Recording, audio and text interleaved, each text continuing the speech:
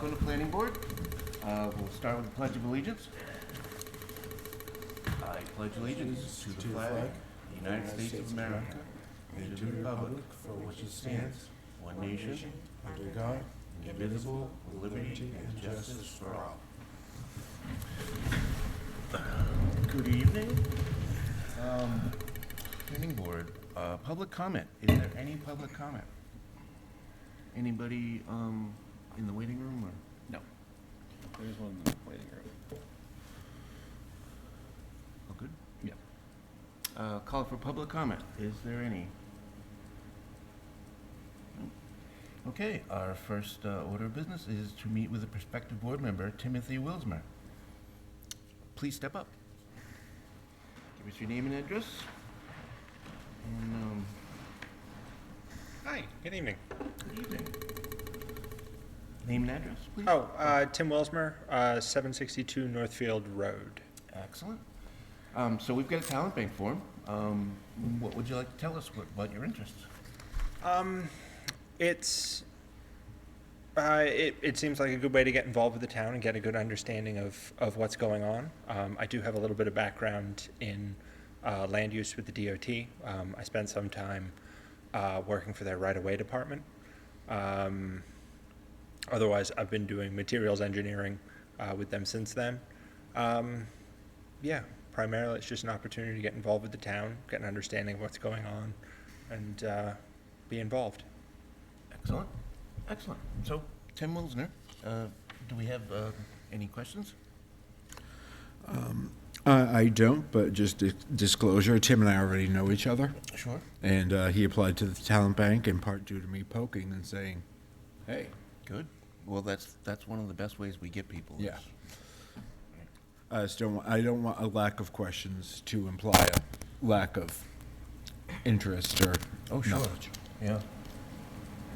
No. I don't have any questions. I think anybody with an engineering background is beneficial Sure. to this board, so that's my only comment. Agreed.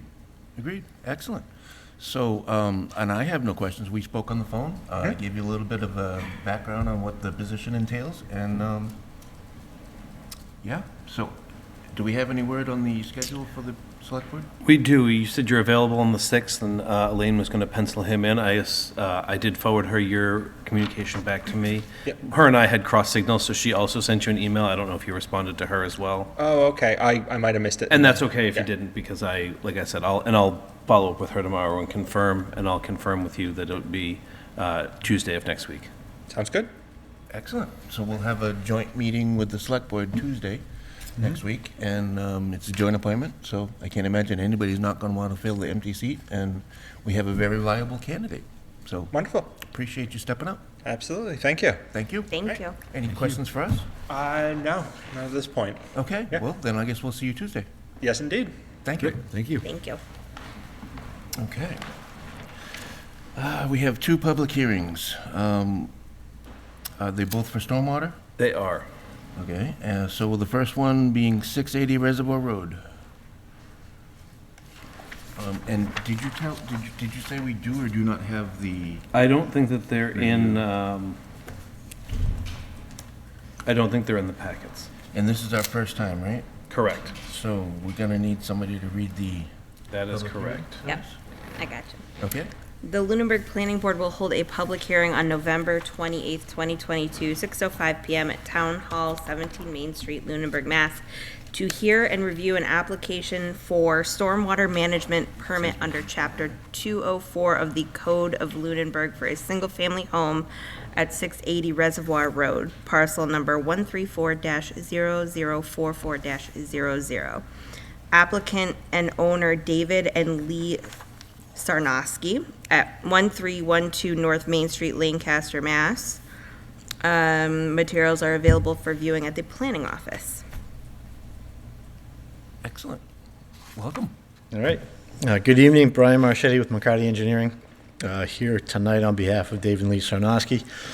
This is for a stormwater permit for 680 Reservoir Road. The Sarnoskys purchased this property this past year. It's 11 and a half acres.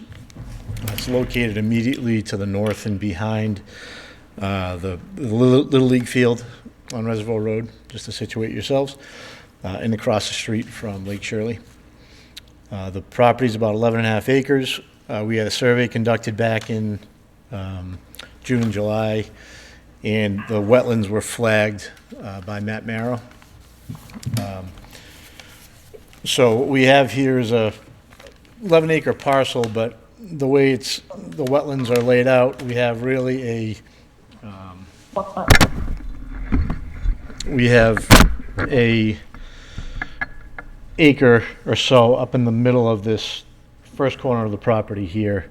That keeps us basically in the upland area, so that's why the house is located where it is and situated further back on the parcel as opposed to up here closer to Reservoir Road. It was placed in this location to minimize the amount of impacts to the buffer zones and to resource areas. We end up with this layout with about 1.7 acres of disturbance, and that's this dark line here that surrounds the parcel, or the development area around the house and driveway. So we're proposing here to stay completely out of the 30-foot no-touch zone, with the exception of here at the street line, in order to access the property, because we do have wetlands here restricting the frontage. So in total, we have about 1.7 acres of disturbance, and that's why we're here today before you. In total, pavement and driveways, we're looking at about 8,000 square feet of driveway, and then total impervious on the site is about a third of an acre. So because this is a single-family residence, the Mass Stormwater bylaws, as you know, don't apply, but the Lunenburg local bylaw does. So we've graded the site and situated the site to work according to the applicant's desires, where they want the house, where they want the driveway. We are proposing a detached two-car garage.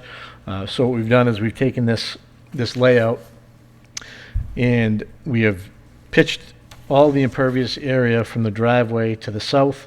So it's captured by a pea stone diaphragm here that runs along the southern edge of the driveway. We have a high point break about here, so the pavement here to the west drains to this rain garden, and the pavement from the high point here down drains to the rain garden down here closer to the street. Both of these rain gardens are designed to discharge to the adjacent resource area. The natural flow here is toward the street, where we have a culvert here that crosses underneath Reservoir Road on the south side of the property, and then there's another one here up on the north side where there's a much larger wetland area here that crosses Reservoir Road and eventually runs through an intermittent stream to Lake Shirley. So as I stated before, although we don't need to meet the Mass Stormwater bylaws, the Lunenburg bylaws apply. So we're treating this stormwater runoff to meet the 90% TSS removal rate. We're using the rain gardens here to meet the 60% total phosphorus removal rate. And we're using low impact development with country drainage and rain gardens here. So we do meet the provisions in the local bylaw. We received today comments from Jeff Walsh. I can go through each one of these with you. It was very, very minor in nature. Comment 1, GEI has no issues relative to compliance with the stormwater quality requirements, so we acknowledge that. Comment number 2, relative to stormwater quantity, even with the implementation of the proposed stormwater best management practices, the post-development peak runoff rates will be greater than the pre-development peak runoff rates per section 204.1C9. The amount of runoff is required to be equal to or better than pre-development conditions. Furthermore, section 204.1F2C requires that the stormwater management system design shall be consistent with the intent and guidance provided by the latest Mass Stormwater Handbook. In part of the handbook, stormwater standards do not apply to single-family dwellings. Nevertheless, the project proposed to comply with the stormwater standards to the maximum extent practicable. In GEI's opinion, the proposed stormwater management system meets the intent of section 204. They respectfully refer to the planning board for further consideration. So we acknowledge that response. It's consistent with the previous stormwater permits we've received here in town.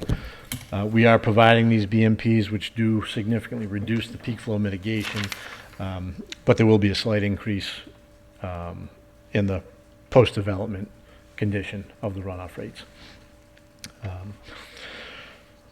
The third comment here, GEI reviewed the hydrology computations, found them to be in order. We acknowledge that. Compliance with the Mass DEP standards in Stormwater Handbook is reasonable. We acknowledge that. So the number 5 is the only one that required a change to the plan, which we did make today. We forwarded it back to Jeff Walsh today, and he has responded to the planning board and us that he's satisfied now with our, the modification of the plan, which I'll explain to you here. Comment number 5 states, under existing conditions, the shape of the existing 311 topographic contour in the middle of the lot indicates stormwater at wetland B4, back here, near the northern property line, would flow southerly across the property.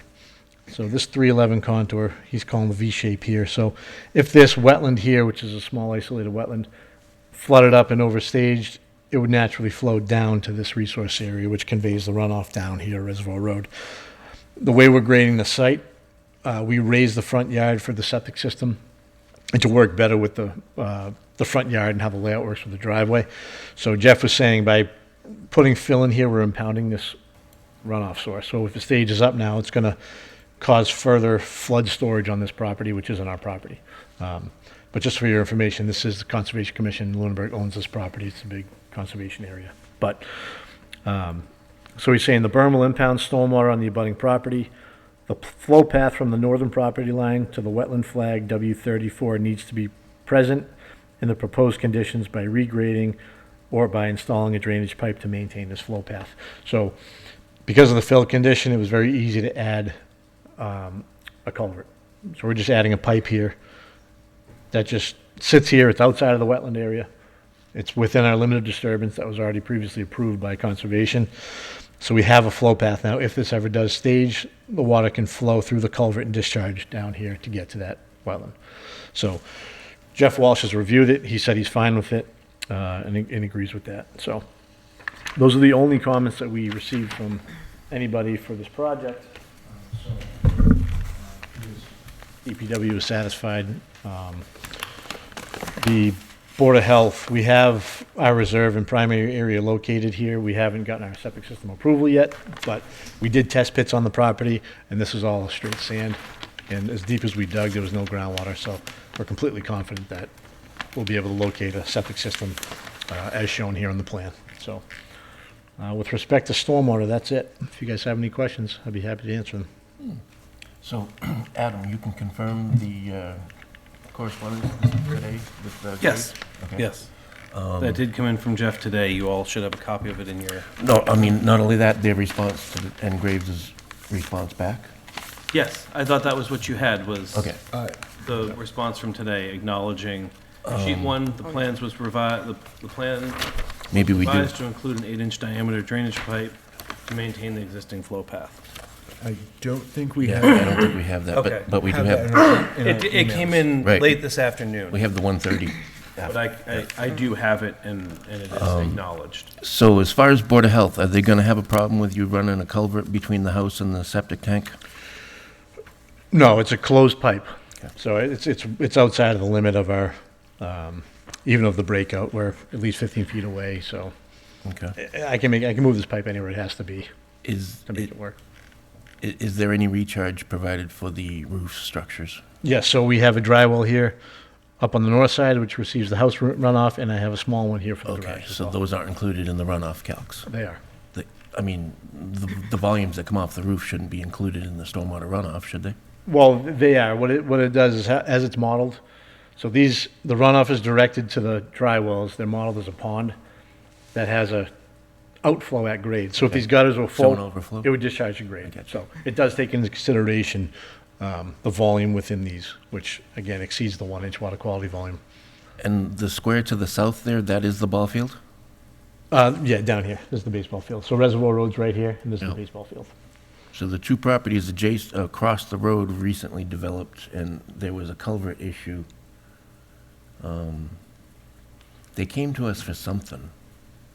No, the gentleman across the road had floodplain in his front yard. Okay, so, And he was filling floodplain in order to cross the driveway.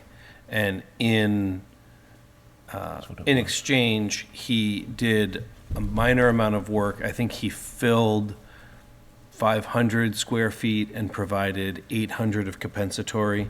So it ended up being a net positive in compensatory, but because he was filling floodplain, the special permit was required.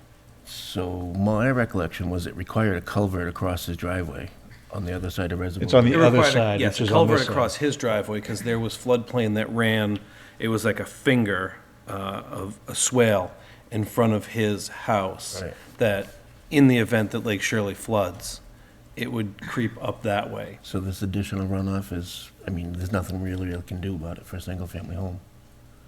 Yeah, and there's actually, if you've seen back here, the Reservoir Road's high. There's a few foot drop off of Reservoir Road, and this is all low. So we're providing the storage here, and there's a lot more flood storage back. There's not floodplain. There's no floodplain on the property. But there's a lot more flood storage back here on the site as well for it to stage up. And this wetland over here, both these wetland systems are pretty large. They can absorb any, minor increase of runoff. And the house is up on a hill. It's much higher up. And the on road, property yeah. is a series of hills and valleys Yeah. as it wraps back around the baseball field. And Reservoir Road is the valley between the two hills on either side. So the road is what's going to receive the water until, The, the road's higher than the frontage of the property. Yeah, the You walk road's down several off feet the higher road than into the the driveway. driveway. into this property. Correct. Okay. And then, so you go down and then you go back up. Okay, so that makes sense then. Yeah. Very good. Anything else?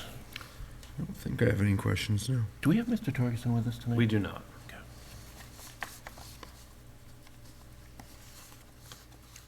And as I said, we did get conservation approval last week.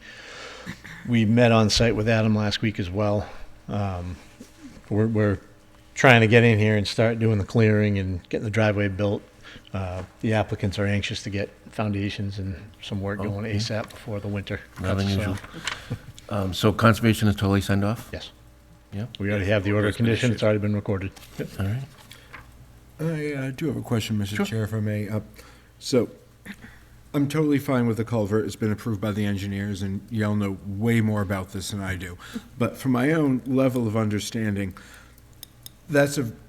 appears to be a fairly long pipe buried in the ground. What prevents it from getting clogged over the ensuing years that follow? How does that, I'm sure there's standards. I'm not questioning if they're good.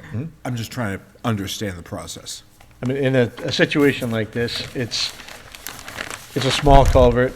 To be honest with you, being out there, I don't think it's ever going to work. This is an A-soil, all sand, so nothing really stages up in here.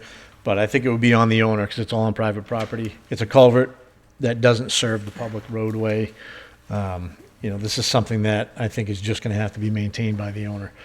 I think if, I don't know if you can Are you add planning conditions. to cage the inlet? We certainly could. I'm just. I didn't if it- didn't put that kind of detail If into it's a it. wetland and, I was out on the lot, it's a wooded, piney lot. Yep. I don't know honestly, it's not gonna stop too many leaves or needles, but it might stop some of the heavier brush that's Yeah. gonna clog them up. We can certainly add Stuff like that's mostly gonna wash depending on the pitch. Yeah. We can certainly add a trash rack to it on both ends. The trash rack, there you go. Now, there is a deflection point in there, isn't there? It looks like there's an angle point just about where the leader's pointing. Yes, yeah. So is there any kind of a clean out? There isn't, because we're just proposing an HDPE pipe. It's like a coil pipe. So And- it's not a straight run. You can move it and get around, So is it 4-inch? 8-inch. 8-inch, okay. Yeah.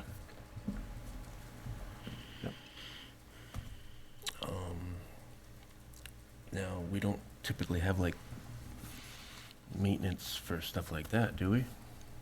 Because if that plugs up, it's going to affect the adjacent property, which is the town's property. Correct.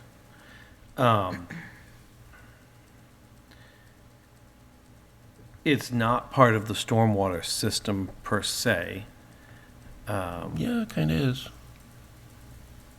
I guess it is because it's part of the disturbance. would- So it would be part of the annual maintenance, and it should be captured in the O&M plan. The maintenance is essentially keeping the inlet clear Right. and keeping the outlet clear. Yeah, and the So, it's not any sort of, The trash rack should solve that. Yeah, I mean, you're still gonna have to go and But it's pull still the gonna- brush and yeah. whatever off of it. Right. Excuse me. Can we just be sure that that's included in the O&M? Because it was done today, right?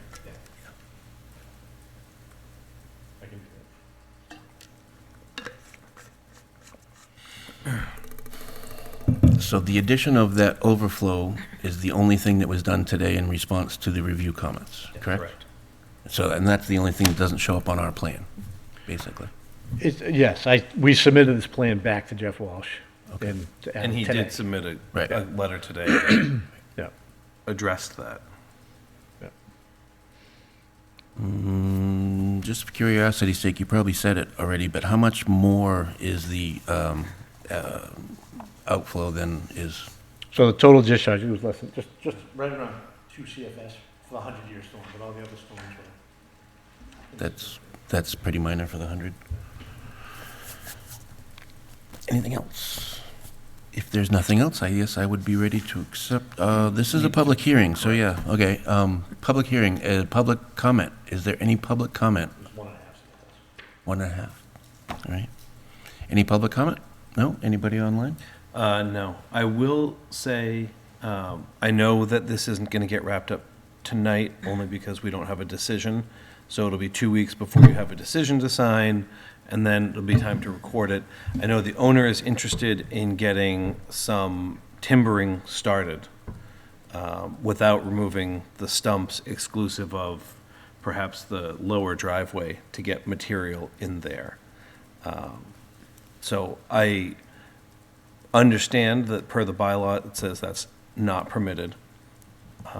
The amount of disturbance would be limited to area already under the jurisdiction of the Conservation Commission. So I raised that to the board just as this was part of the conversation we had on site. I know the Conservation Commission is fine with them moving forward as they've done their due diligence on their part. I don't necessarily want to hold the applicant up, but I also understand that that's sort of in the court of the board. So, short of taking out the stumps, that's really not Correct. in our purview. But it would be this area here where they would need to take the stumps out. Where are you? Are you Oh, showing I'm us? sorry, it's this area It's here, okay. the Yeah, lower we- portion, yeah.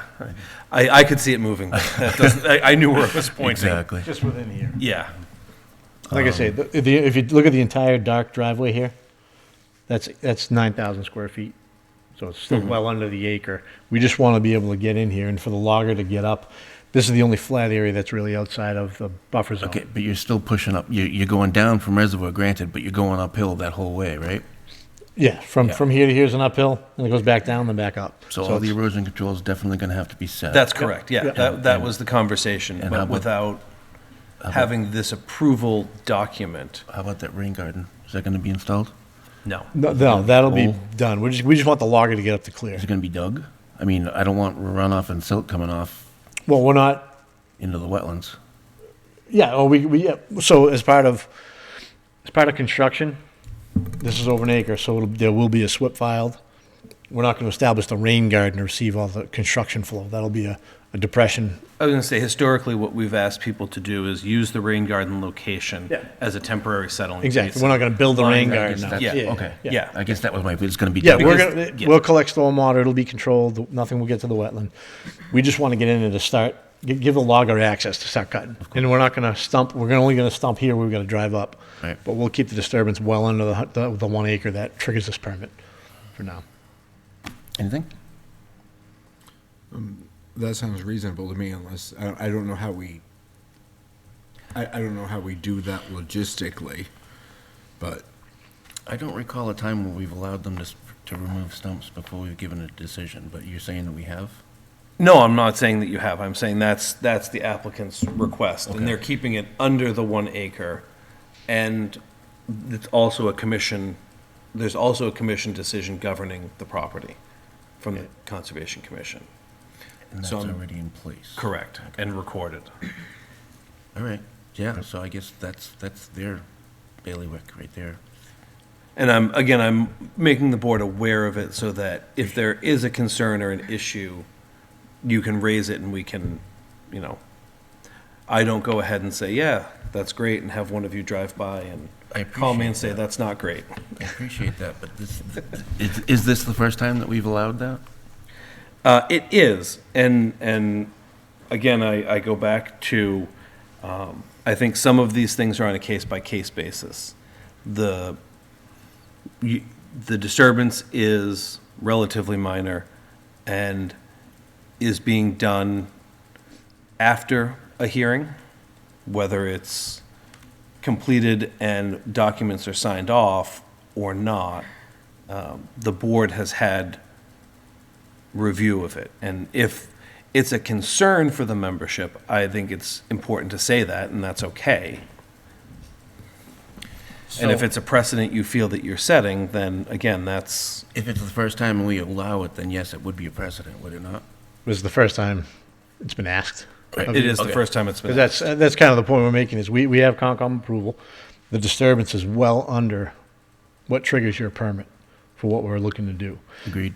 And because it's December, snow's coming, we're trying to get stuff done so we can get site work in here and they can get building their house. So, And I also think that the two hearings you're having tonight are the first time that we have had a single lot, single-family home file under this provision.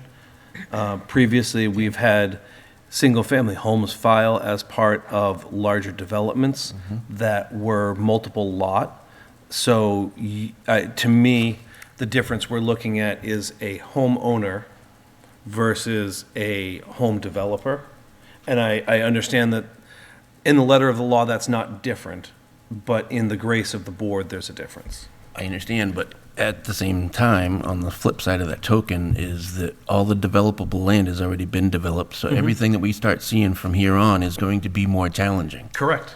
So, and I would expect to see more single-family homes coming before us for this, because they're gonna be reduced frontage, they're gonna be stuck up in the woods on a hill with runoff issues, and it runs everywhere. I'm just voicing my concerns, that's all. And and I think that's- it's important to note too, this is 11 and a half acres. And we're just doing one single-family house on it. We're not looking to put a subdivision in, you know. We're minimizing significantly the impact on a lot of the size from what it could be. I think you'd be hard-pressed to do much more than you're doing, but Well, this is 3 acres of the 11. There's a much bigger upland area beyond this as well. anyway. That's not the point. Neither here nor there. So how does, that being known, that being mentioned, this is potentially precedent-setting, but this also is precedent-setting, and this is the first single-family, single-lot development that we've had come before us for stormwater. To give you a little bit more history, stormwater has been in our bylaws since 2008, and I don't think we had a single hearing for it until Adam came on board in, what, 15, 16, 14? 14? So I don't think we had a single stormwater permit hearing prior to You that. can all blame me for this. No. I know. It's just, this is the town, it's 26-plus square miles, and this is what we're coming to as planning board members, and this is the kind of development we're gonna start seeing more of. Not that this is bad, I mean, this is what it is, but, I have a question, Mr. Chair. yes. How does precedent actually work in an incident like that, in a situation like this? Because I am, with no disrespect meant to the developers who operate and build within Lunenburg, I am much, much more willing to find a way to work win-win with individual homeowners and don't feel the need to do that with larger developers because there's so many moving pieces. And I'm very comfortable saying there's times there's a line in the sand, there's times there isn't. But how does precedent play into that and open us up to issues? Well, in multiple ways. So the biggest way that I've seen in my tenure on planning board is that once you've given it, then the applicant's engineer comes to you and says, well, you've given this before. So that was one of the common things that was commonly said at planning board. They've kind of slacked off a little bit now that I've been bringing it up, but, so there's that, is that you did it for this project, why are you treating us differently? There's that. So, but every single project that comes before us on a case-by-case basis, individual, lot-specific. So that's the one thing. The other thing is that they could be a litigious person, and then they could hold that against us and say, well, they allowed it there and they didn't allow it here, so this is, what do they call that? Bad lack. I think it would be a struggle to call bad faith on something of this manner. Okay. I think to Mr. Brenner's question, precedent would really come into play in a legal sense. I mean, Mr. Marchetti could come back in 6 months and say, hey, got another one for you guys. Can you let me do this again?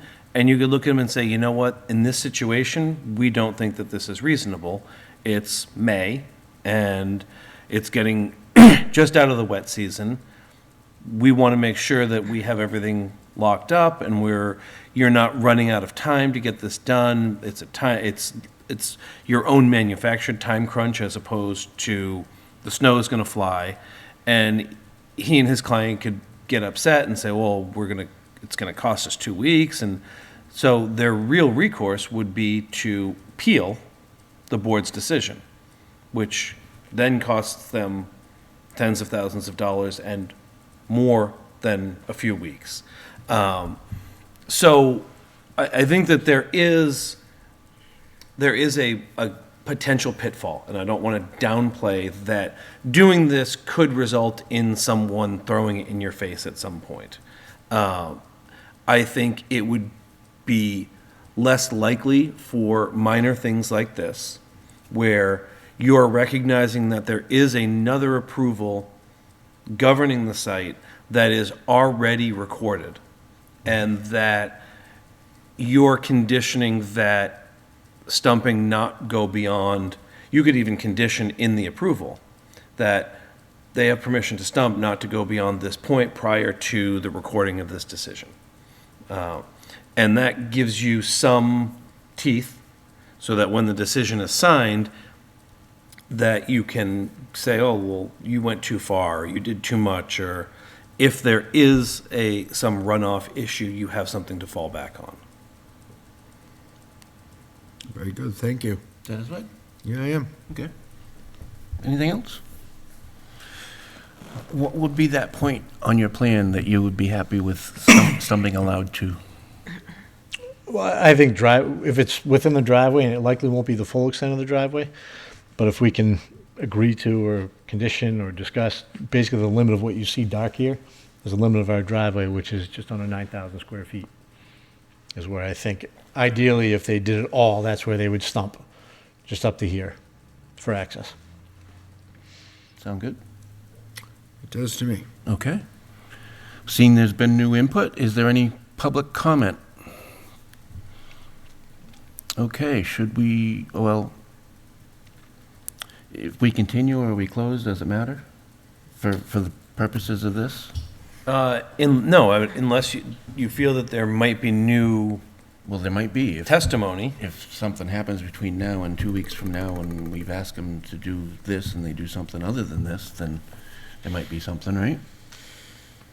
But would that be testimony or would that be enforcement? I'm not quite sure. It will probably be testimony of something that needs enforcing.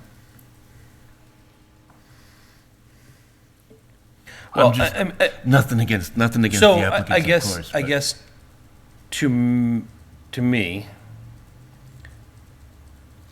if you want to memorialize it, you can vote now and close the hearing, include the conditions, and the applicant would have an approval, and they could move forward at their own peril Okay. of violating that verbal approval that is waiting for a written memorialization. We would prefer that if we could. But I think that protects the board, it protects the applicant, and it puts everything out there. Okay. You have standard conditions. I don't expect that you will be deviating from those.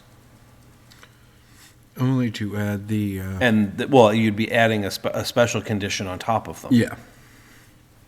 So you could stipulate to the standard conditions and make the addition of the special condition. And that special condition would be the trash rack for the pipe? Oh, so two special conditions, the trash rack and the And the clearing. extent of clearing. Okay. Do we need to include and this may have already happened, the maintenance of the pipe and the clearing of the trash rack in the, however we memorialize the actions. The operation and maintenance plan? Well, that will, Brian will get me that, and that, because that gets included as an attachment to the decision. Okay. And it will have to be the correct one before the board signs it, Okay. which would then hold them up from moving Yeah, you'll further have forward. that tomorrow. I would expect. I mean, there's a standard operation and maintenance plan, and adding one more column and row for trash rack shouldn't be Yeah. too much of a problem. Okay. Yep. So you've kept track of our two conditions that we I want? did. And I don't have a problem with, I guess, closing the hearing and moving forward as recommended. I would move we close the hearing for 680 Reservoir Road.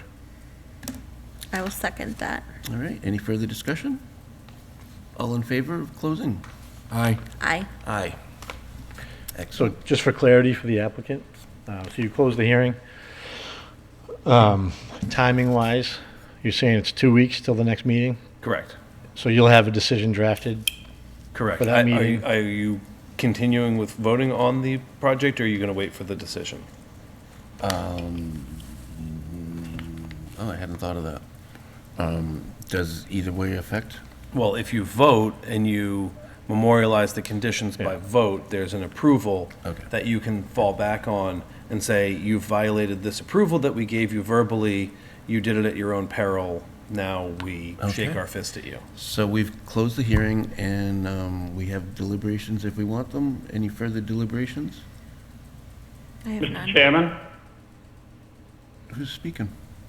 Someone on, Mr. Chairman, Sounds like David. it sounds like Mr. Rogers. Mr. Rogers? yes. Are you still accepting public comment? Unfortunately, we just closed our hearing. Yeah, I was on the line and what, yeah. Okay, well, I'm very sorry. yeah. Well, I think, you know, that's fine, but I think that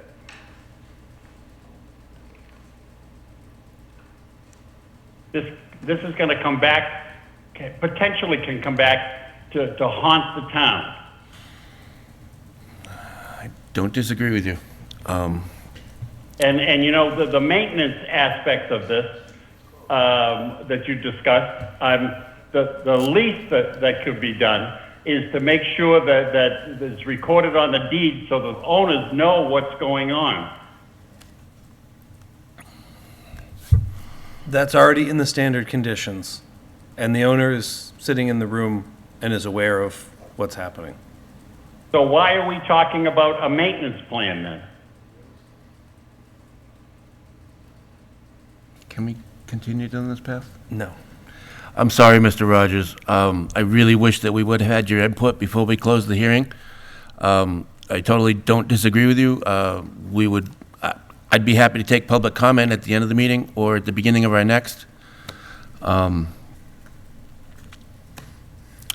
that's fine. I certainly don't want to, you know, muddy the water, so-called, but I did call in, and I was on the line, and it's unfortunate that it wasn't announced again as any additional public comment. But I just hope that this will not come back to bite the town, because I've seen it in the past, and you know, those are my comments. Thank you. Thank you, Mr. Rogers. I'm sorry, this is welcome to the new normal, I suppose. These technical snafus. So, we have closed the hearing. We've discussed that there's no further deliberation. I think we were looking for a motion to approve with conditions. Is that That's correct.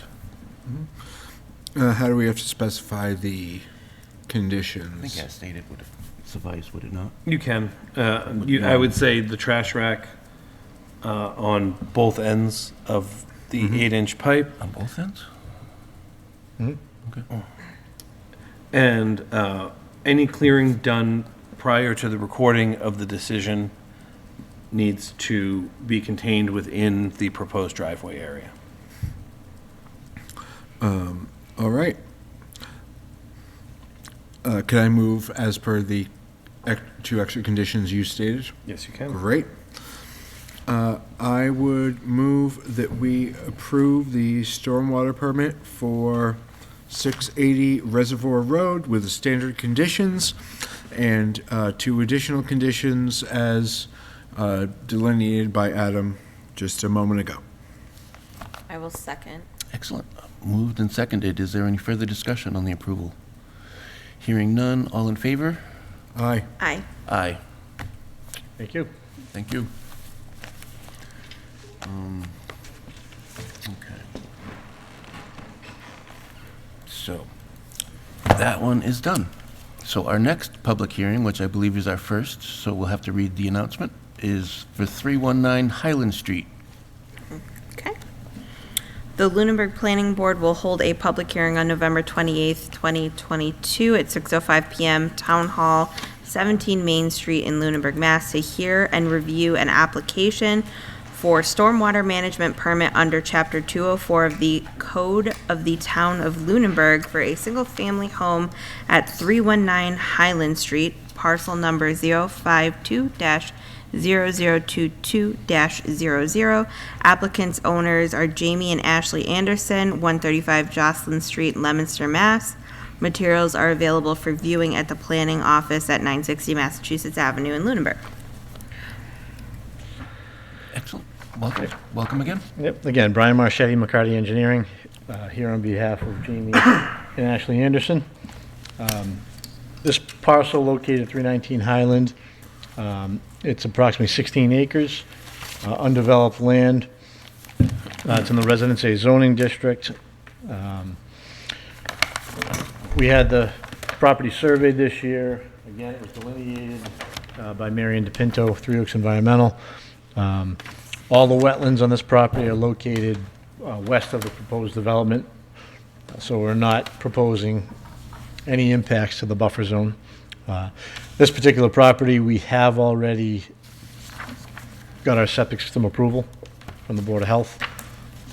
So what you're seeing here is kind of a similar setup, just due to topography and location of where we found adequate soils out here to perk. The house is located further back on the property. It's kind of triangular in shape, and then it opens up much wider back here. So that's why you see the house located where it is.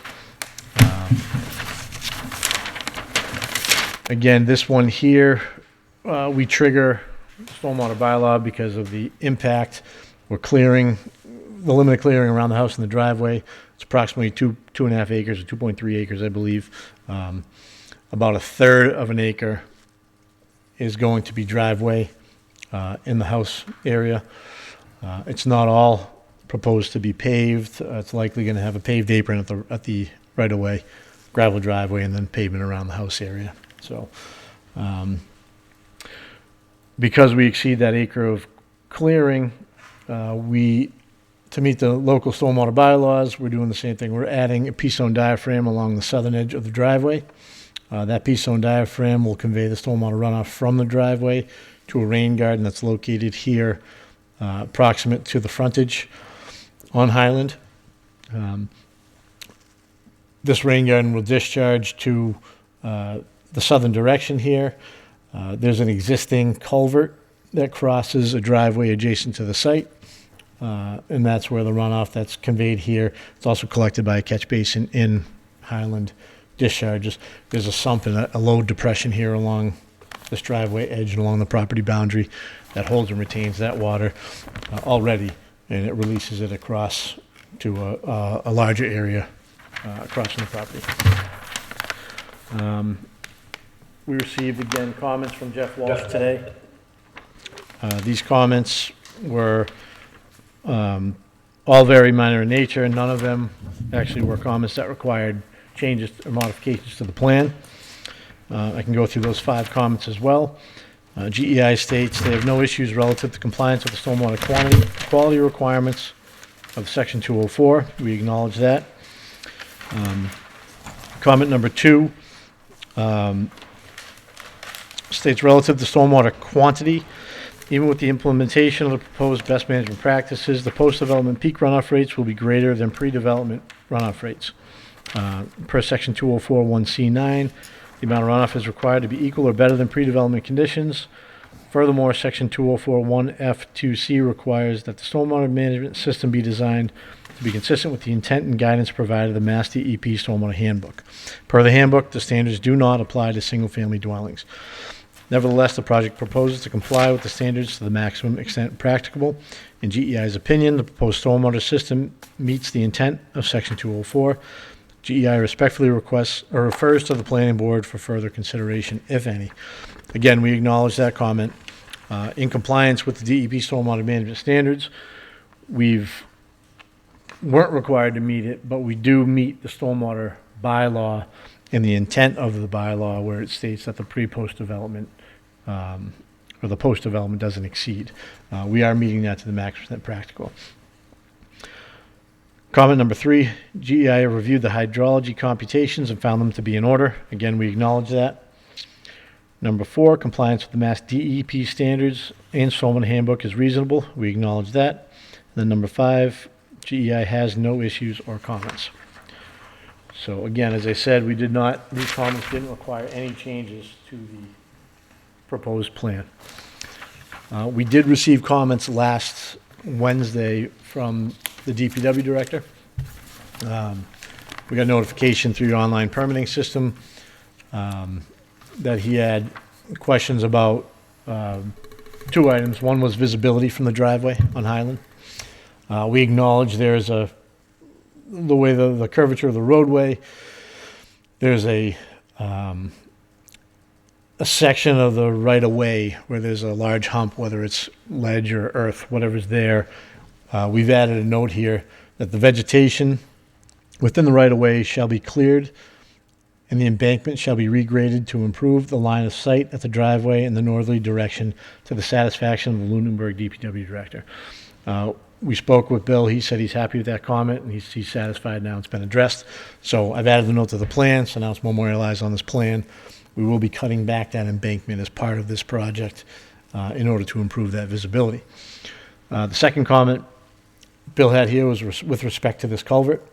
He doesn't know how old it is. The catch basin here in Highland does discharge right here in front of it. There's a depression out there.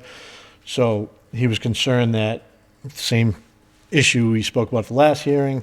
If vegetation, is that culvert clean? Is it clear? If it gets plugged, what happens? So we've added a note here that the applicant shall clean the existing drainage swale of leafy debris and clean the existing culvert to restore its flow capacity. Bill was also satisfied with us adding that to the plan. So the culvert originates on this property, but it discharges across at somebody else's property.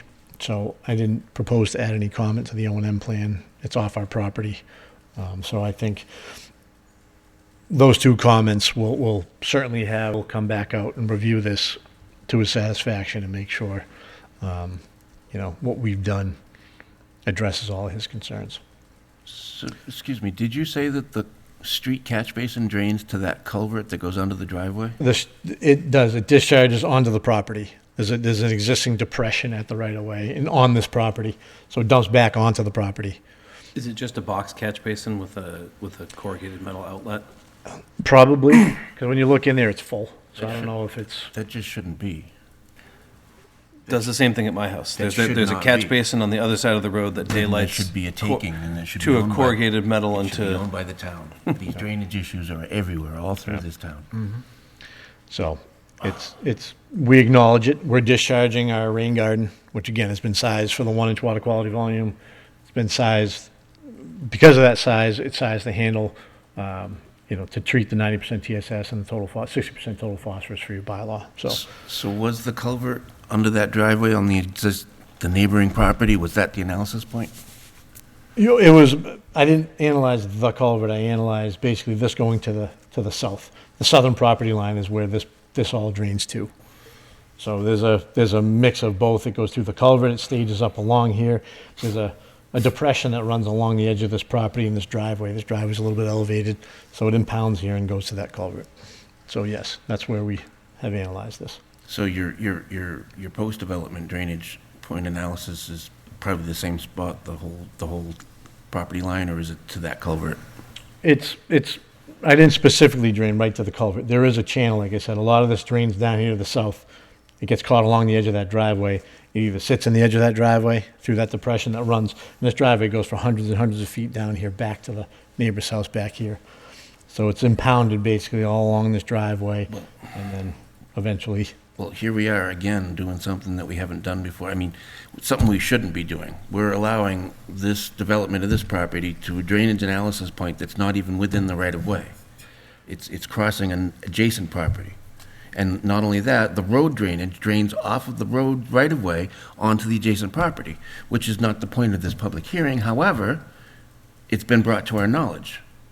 It's brought to our attention. We know about it now. Are we going to do anything about it? Can we? I mean, it's only going to get worse. You know, I have personal issues with the drainage, but I'm not bringing those into it. This is a town-wide problem.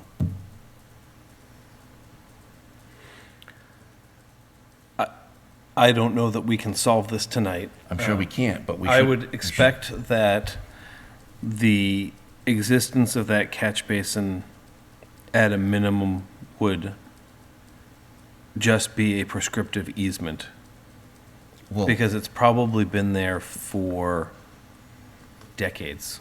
I wouldn't be surprised if that would be the actual case. However, now we know that we have part of town infrastructure outletting onto private property, which seemingly has been the intent to avoid, and I think technically is not legal. I would not speak to legality of it. I don't. It's a hard thing to talk about here too, yeah.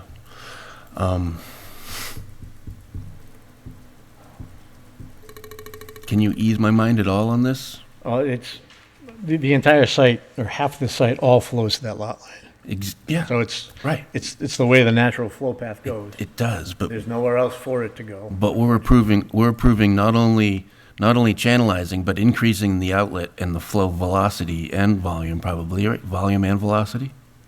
It's Because we only control peak flows, not the velocity, it's the peak flow. the volume, It's the right? peak rate of runoff, not the volume. Right, so that could be full 9 months out of the year instead of 3.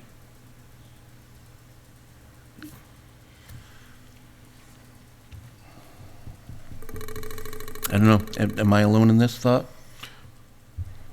I need more information to fully wrap my head around Is this. Mr. Rogers back with us yet? Yes, I am. Excellent.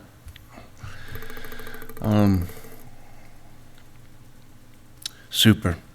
I'm sorry, I interrupted you. Have you finished your presentation? No, I was just saying, the flow path crosses, it flows to the south. It all goes down to the south toward the driveway. It stages up and gets impounded along the driveway, and flows do get conveyed through this culvert to an adjoining property.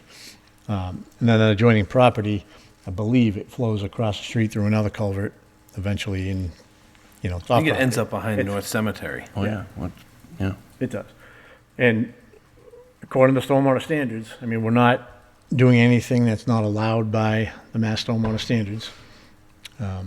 And, I mean, there's nowhere else for it to go.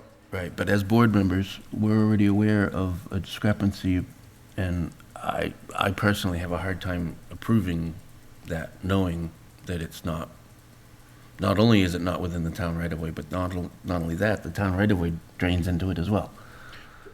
What do you mean by discrepancy? Well, I mean, I guess it's a natural flow pattern. Would that be? That would be the way that I would interpret it. The lot is already draining that way.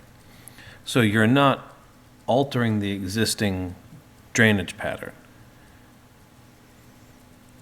And that is generally the stormwater, that's the intent of the bylaw, is to not alter what exists in a manner that has a demonstrably negative impact. So now, if this entire parcel drained to the rear or to the street, and it was being developed and altered to then drain to the property line, I would agree with what you're saying. I would say that right there becomes a problem. And again, I'm not saying that what you're saying isn't correct, doesn't make sense, that there isn't something to be done. Just, I don't think there's an alteration of the pattern on here in that they're changing what exists out there today for the flow pattern. See if the peak rate and all of that is borne out in the calculations. Is it not change it? So, just my untrained eye looking at the topography and kind of understanding what these flows are supposed to do, again, from a layman level. Everything uphill to the north of the driveway would no longer be flowing. Do I understand correctly that it would no longer be flowing kind of evenly towards the property line, but everything north of the driveway is eventually going to move easterly, east by northeasterly, along the driveway through the diaphragm and everything, to gather in the rain garden and then hit the neighbor's property line, more concentrated in one place? Do I understand that correctly? Yeah, so this whole, basically from this point, this break line here, Yep. this all flows in existing conditions the same direction. So we're talking about cutting off here, this all flows that way. In proposed conditions, the same area is flowing that way, it's just getting caught by the rain garden, or by the pea stone diaphragm that crosses the driveway. Yep. So it's still coming down here, it's not all necessarily going along, this will all still flow to that direction, so this area is still gonna get to that lot line. But this, portions of basically this are gonna get directed now down to the rain garden. And the diaphragm isn't necessarily a conveyance, it's both. It's storage and but it's conveyance. volume to store, Yes. infiltrate, and convey. Yeah, and that's how it's So modeled. not everything that gets in the diaphragm is making it to the rain garden. Fair point. But some of it is. And the rain garden is the same thing. It's storage, but also conveyance. I'm trying to understand, and I know we're talking about, in theory, if we have a storm event of X magnitude, then Y happens. I'm just trying to understand what this change could do or wouldn't do to affect the neighbors and kind of that established setup, and if that's a change or not. That's what I'm trying to wrap my mind around here. So I mean, this has been sized to handle the 1 inch volume. So it's a bigger basin than we typically would ever show for a residential development. It is going to discharge, and I have the same calculations for everything basically up to the 50-year storm. It's the 50-year storm's about 1 CFS. The 100-year storm's about 1.5, just less than 1.5 CFS was the excedents here. So is it more than existing conditions? Yes, it is. But again, it's being collected, it's being treated, it is being infiltrated. It's being infiltrated through the pea stone diaphragm as well as in the basin. So, I mean, it is going to exceed, because of the development, what's discharged there today. But again, for the 100-year storm event, it's 1.5 CFS. It's the same. It's a small increase. What was it? I'm sorry. 1 point. Less than 1.5?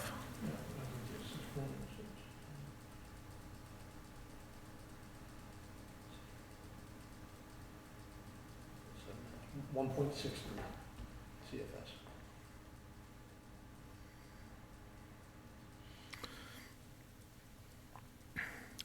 Mr. Allison? Yes. Would you help me understand exactly what we're doing here that is different than the norm? Because you have some strong concerns, and I really want to understand what those are. It's quite honestly, it's not different from the norm. However, the basic understanding that we were given is that the analysis point was the property line, okay, for sheet runoff, for stormwater flows, which is overland, not underground, but overland. So instead of getting this portion to flow this way, it's all being channelized into this pea stone diaphragm, collected here, and it's still running off at a greater amount than it did in one spot. But the analysis point is still this area. However, there's a basin there that he just already said is larger than most single-family homes for a reason. And it still does not mitigate the increase in the runoff. But again, it's not required to mitigate. I understand it's not required. Increase in the I understand. It's single-family home. Single-family homes, because the state of Massachusetts thinks that we need more housing, and they've thought this forever, they allow all kinds of things, they allow more bending of the rules for single-family home construction. Be it for the better or for the worse, however it is what it is. And, you know, our bylaw does state that practicable, and the applicant's engineer has presented his case, and this is not unusual at all, really. I mean, the unusual part that I noticed is that he's discharging into a private culvert. Not he, but the property. Yeah. And it's an existing problem. We shouldn't be worried about fixing existing problems, but we should be worried about not causing future problems or exacerbating existing problems.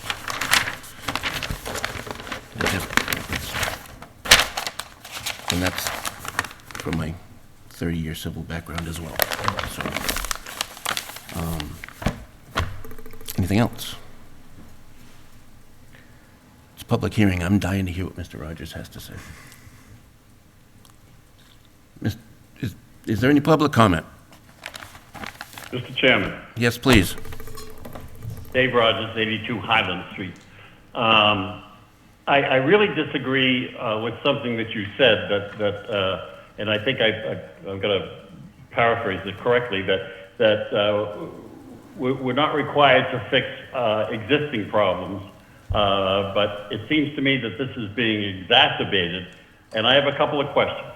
Yes, please.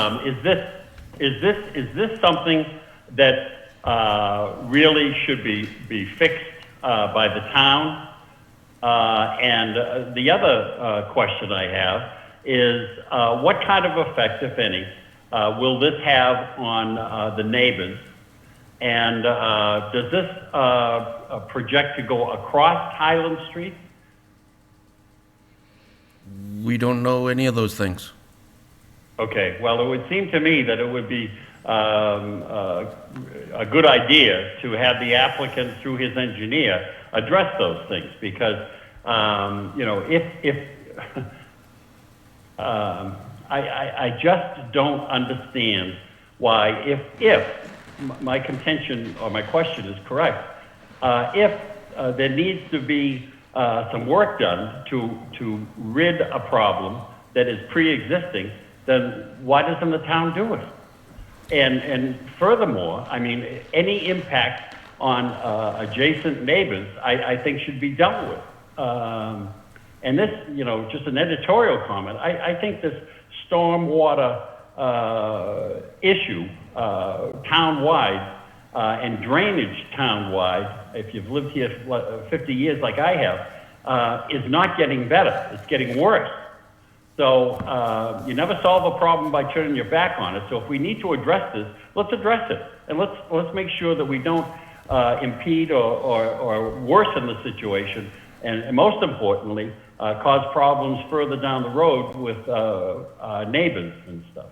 And I think it's incumbent upon the engineers to address those issues and make us feel better. The last point is I thought that I heard someone say the diameter of the pipe was 1 inch. well, 1 inch is not a large diameter, but I obviously am not an engineer, but this appears to be all part of this thing. So I would hope that we'd solve the problem if there is one before we move forward. Thank you, Mr. Chairman. Thank you. Thank you. Yeah, no, your typical water service is like 1 inch maybe, but that's under pressure. I think your smallest drain is like 4 inches. No, I think when I was talking about the basin, it was sized for the 1-inch water quality volume, is what it was. There you go. So there's another stormwater standard is the 1 inch precipitation is what they have to accommodate for Yeah, for the paved surface, right? yes. Yeah. Yeah. So yeah, I like the public comment, but as has already been made note of, you're within the stormwater standards for single-family construction. Yes. You're within the state standards. You're within our town bylaw standards for the analysis that's been done. For the specifics, I'm not sure what authority or ability we have to investigate an issue that may or may not be an issue. However, it just doesn't make any sense to me. And, you know, and as Mr. Rogers said, it's been 50 years and it's only gotten worse, townwide. Nothing to do with this applicant, nothing to do with this engineer, just it's been our process. I don't think that's distinctive to the town of Lunenburg. I think with weather. I don't care. Well, live I in understand with climate being the way that it is, stormwater systems are constantly needing to be managed and upgraded to deal with the higher, more frequent flows. The bylaw that we have in place is in response to the Phase 2 permit issued by EPA in 2018, and it's intended to begin management of private properties in order to allow the town and its system to catch up. I can't speak to the town system. That's a DPW function. This is our system. We got a catch basin with a corrugated pipe on the private property. And I think And that. it's not uncommon. And I agree. I guess I'm speaking more towards the long-term capital improvement of that system and what that looks like and how that would address this issue.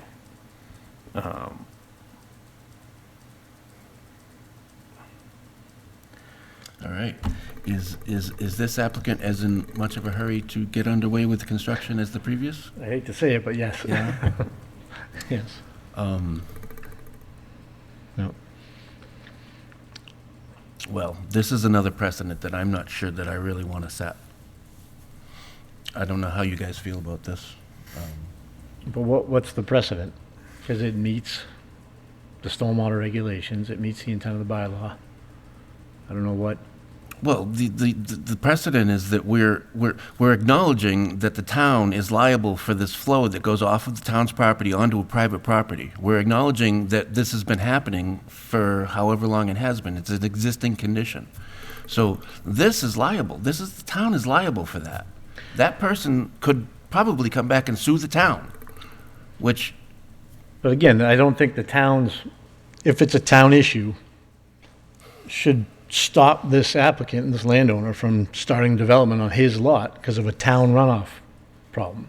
That's, for them to figure out the town's drainage, he can't go out and clear his lot I and build his certainly house don't and build his disagree with you. driveway. I certainly do not I just don't disagree. think that's within the purview of a stormwater permit. you Well, know? I'm not sure exactly what is in the purview of the stormwater permit, quite honestly, because we do them sometimes, and we don't do them sometimes, and it depends, and this and that, and Because if this was an acre, we wouldn't even be here.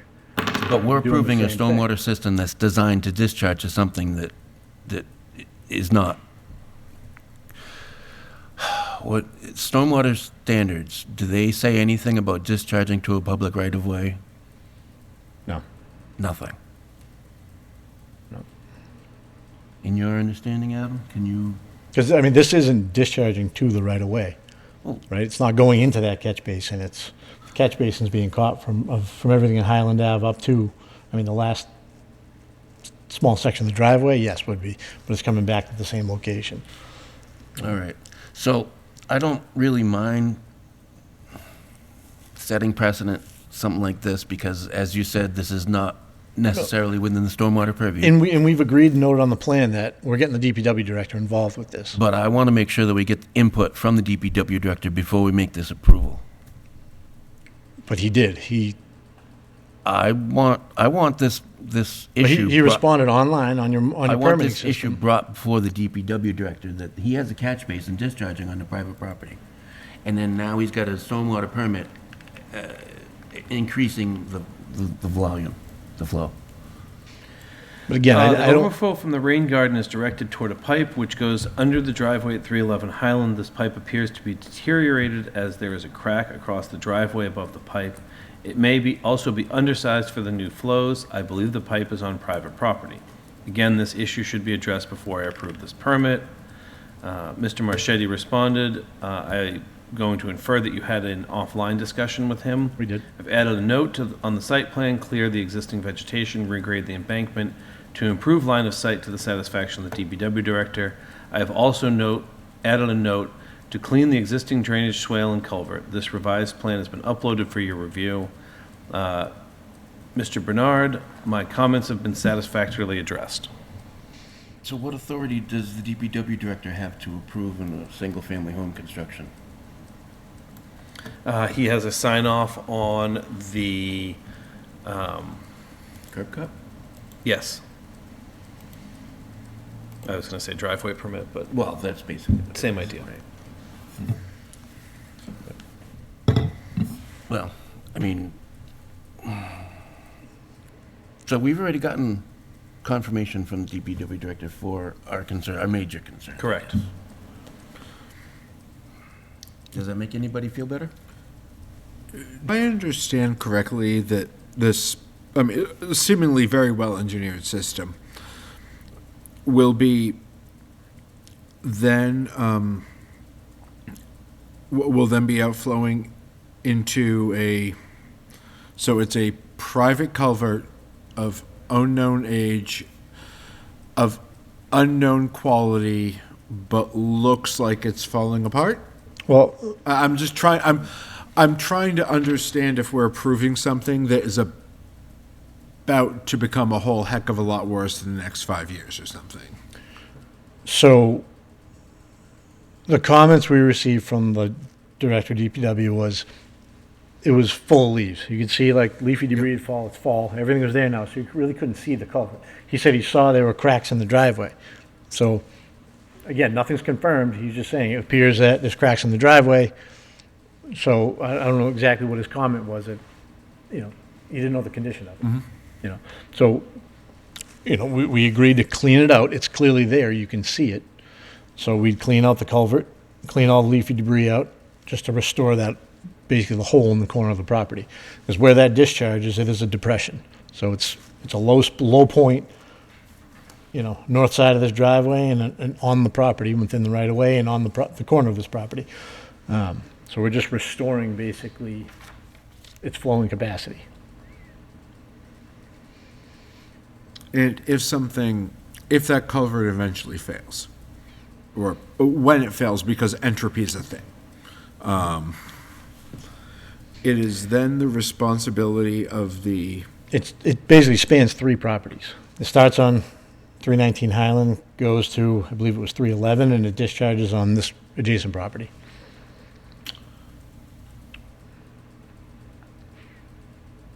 and somewhere in theory, it's recorded who's responsible for that? No. No. Likely not. So culvert fails. Again, I'm struck by the DPW director using the word deteriorated, which is concerning for me. And I get cleaned out everything else and restored to former capacity. That's great, but I don't understand if we're talking about something that, while restored to former capacity, could then crumble or break shortly thereafter, several years thereafter, but then there's no, I mean, are we then just creating a stormwater, are we approving something to just bump it a few years down the road and there's going to be another issue with no recourse from the town and no obligation from any owner to fix it? I would expect the owner at 311 would have to fix it to access their property.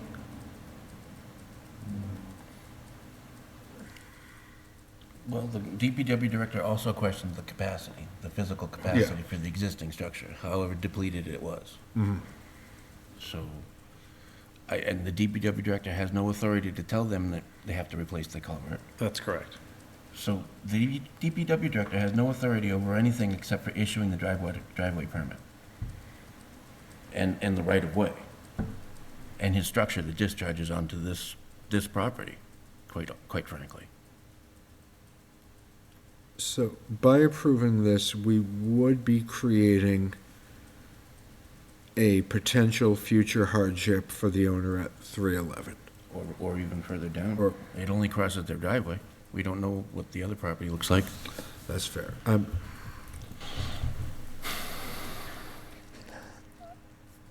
Understanding I come from the place that I want to make this work because this is,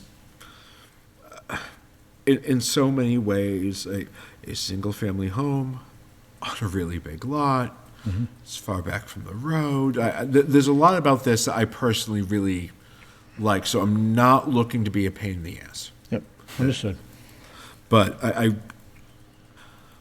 I want to make sure that we're, if it's within our purview, and if it's not, then I feel we're like- stuck. I But feel like- I don't want to create a scenario where everything looks good in everything looks good on paper, but we're ignoring a real-world scenario that is, because we're talking about, what sounds like we're talking about is a flow change that could negatively impact other property owners. And I don't know how much we're supposed to account for that.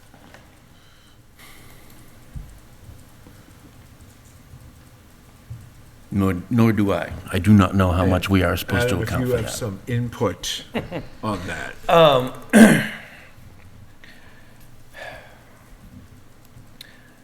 No, clearly you're not supposed to say, yes, go ahead and affect Thank you. other property owners. However, that's within the bounds of what's outlined in the stormwater bylaw. Peak rates, flows, not directing flows into an adjoining property at a point. I think Especially where a site that didn't receive the flows previously. It's not that condition. And I think if we were to upsize the pipe, now we're making it worse. We're increasing the flows off the property. So by maintaining that pipe, you're maintaining the flow capacity and what leaves the property. You know, I think being all on private property, I think it's a very hard thing to argue on both sides here about who's responsible for what, but it's on private property. It's not a town infrastructure. that's the that- complicating factor, is Exactly. this. You know, I think if something does happen, it's between these three landowners. It's not on you. I think as a that's board. exactly it, and I think that, so I mentioned the town having a prescriptive easement. I suspect that as the new property owner of 319, the applicant could retain an attorney and explore their prescriptive easement, because clearly this pipe has been in place for at least as long as the house has been on 311. And if that's 25 years or more, if it generates on 319 and crosses 311, then there's, again, I'm not an attorney, this is my understanding of how the law works, is there's an understanding that they've been, over time, granted rights to discharge the water through that path, because that's what's been happening. Clearly, there was an issue at that location when that driveway was installed, and this pipe was installed with or without the permission of the previous owners of 319 to include being on their property.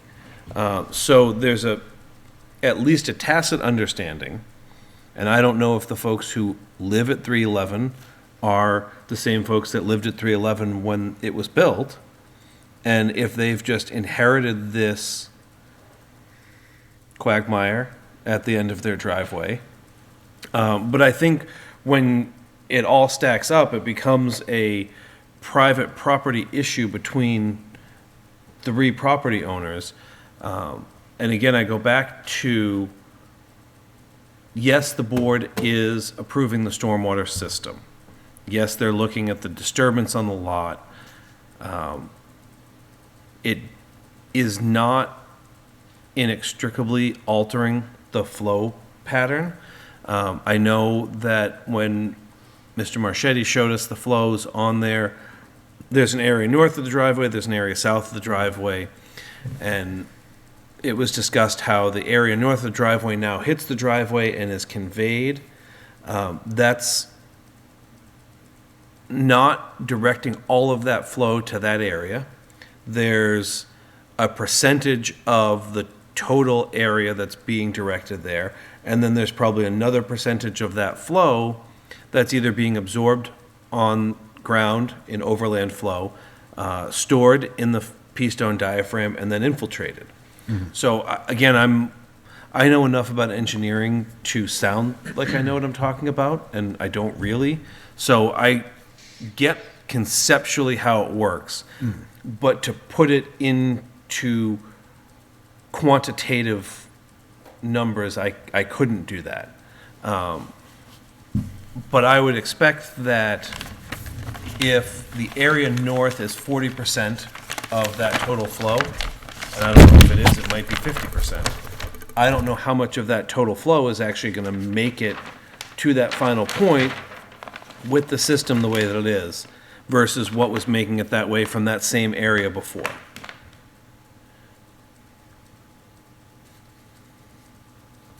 I don't think I clarified anything. Is there an existing driveway on this lot? It's a cart road. Cart road, okay, so that's what I'm seeing, those double lines that go Yeah. through the, okay. Yep. So the cart road goes right through the proposed rain garden. It does. It just ends up where you see it. This property's been looked at multiple times over the last decades. There's a lot of ledge on the property, there's high groundwater, so we prospected everywhere to find literally this one spot for septic that would work, and then one for a reserve down here that would work. So, I live near enough there to go, yeah, everything's on ledge. Yeah. So. Yeah, so Jamie Anderson's here, the applicant, if he'd like to. Oh, sure, please. How are we doing this evening? Jamie Anderson. Welcome. I own 319 Highland Street. I do know, for example, that the Walakos, I believe they had developed this property here, so they know about that crossing. This catch basin here, I believe only serves this depression and then goes under their driveway. So I don't think that we're doing anything different than what's existing today. The abutters got the notifications. If they had major concerns, I feel as though they'd be here. I've spoken to the Mayos, I've spoken to the Fours, I've spoken to the Walakos. They're all happy that a single-family home is being put here and not multiple homes. I can't see that we are creating much more than what's existing today. I mean, this is about 800 square feet of plantings. I don't know if that's 50-year storm, Brian, or how many year storm, but this isn't going to overflow on a daily basis. I'm not an engineer, but I know enough about what Brian does here. For a single family, it's a large pond, and that's why we do rain gardens, because that's why the Mass DEP stormwater guidelines don't require big detention basins, because on a residential property for a giant detention basin, it's just ugly. They just don't fit, and that's why rain gardens are much better, because they're landscape planted features that are designed more to look like a landscape feature in your garden. Again, I just want to draw our attention to it.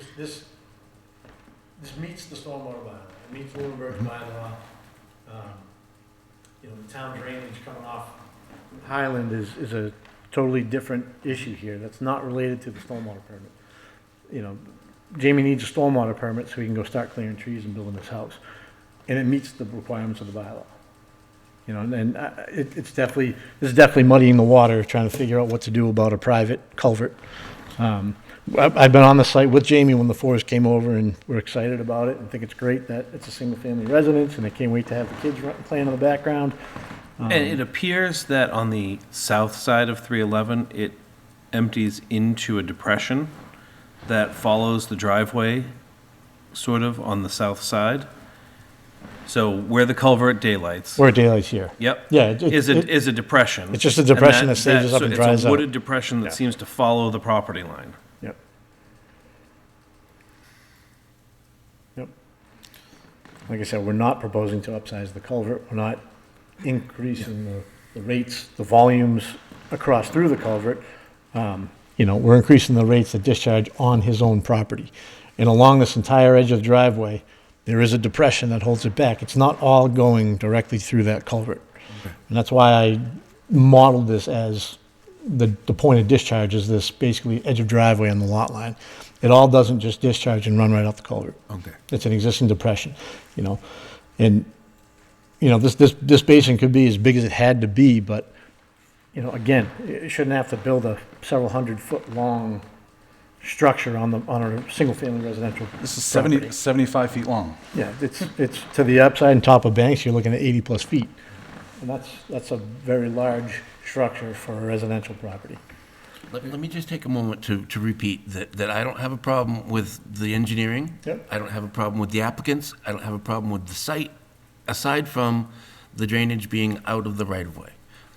There's no reason that we would have whatsoever to not approve this tonight, aside from the known factor that our town drainage system is on private property. But again, I don't see how that would affect your ability to approve this project. But that's part of the pre-development condition, is it not? It is, but I didn't model the roadway discharging onto the property. Because we're not changing that, that's not a delta on our plan. We're just modifying this tree line here that you see. You know, that 2.3 acres is what we're changing on the site. That's an existing condition, it discharges today, it's gonna discharge tomorrow. So I didn't analyze the Highland Ave or Highland Street draining onto the property. I'm very confident this catch basin is single source. It's not tied into anything else here, and it only outlets across my property, then across the Walacos. Hypothetically, if it was all. If it capped didn't in- exist, it would do be what's just gonna- country drainage. Yes. Which is Lunenburg's system. Yes, please. To clarify, my biggest concern here is wanting to ensure that the system not only meets requirements on paper, but that and as we tease it out, I'm much more comfortable with it. But that we're not creating a hardship for the neighbors. A failure point that somebody has to clean up later. Yes, Yeah. exactly. But hearing more details about it, knowing that the neighbors, at least anecdotally, that the neighbors have met with the applicant, they've met, the neighbors are aware of the development, that they're excited about it, is for me different, because that is, I don't feel the same risk of them getting blindsided by everything happening. And I think if they were opposed to it, they'd No, be they- on the line. Yeah, and, yeah, it's. I'm not looking to ruin your plans. I just really, personally, I want to make sure we're very studious about our due diligence to everyone involved. So, by way of information, the house at 311 was built in 1999. And the last sale was 2013, and it was from the current owners to a living trust. So 99. Is that when it was built? Correct. Yeah, 'cause I did my research. I know that I think Bobby Proctor did the septic. Yeah, for so I the mean, Lakos. it certainly appears that these are the folks that built that house. Because you don't generally transfer to a trust unless you're planning to be there for a while. A living trust. And to Yeah. expand on that, I actually used Whitman and Bingham because of the fact that they did design on that property. Yeah, and they They have, had some of the survey, yeah. so Mr. Chair, I maybe Whitman think and Bingham's. my concerns have been addressed. Okay.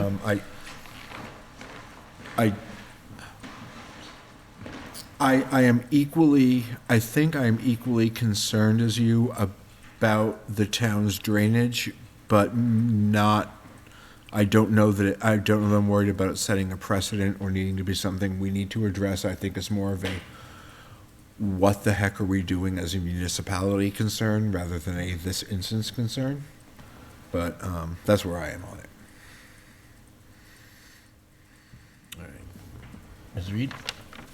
So I echoed those concerns coming from Illinois, which is marshland. I had a similar situation to this in my previous home where they just added a couple of big houses next door across the street, and historically, we didn't know any information, but in the 6 years we lived there, our basement flooded 15 times.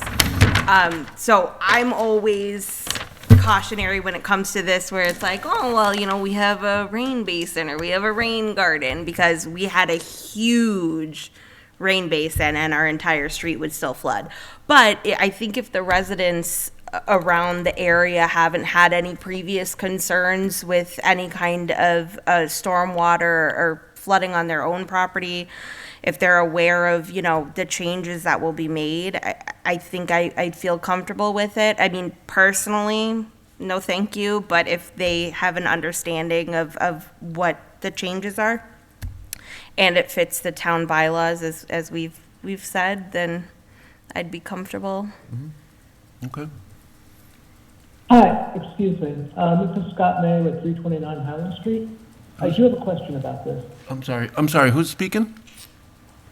Scott Mayo, 329 Highland Street. Did you get the name? I did not.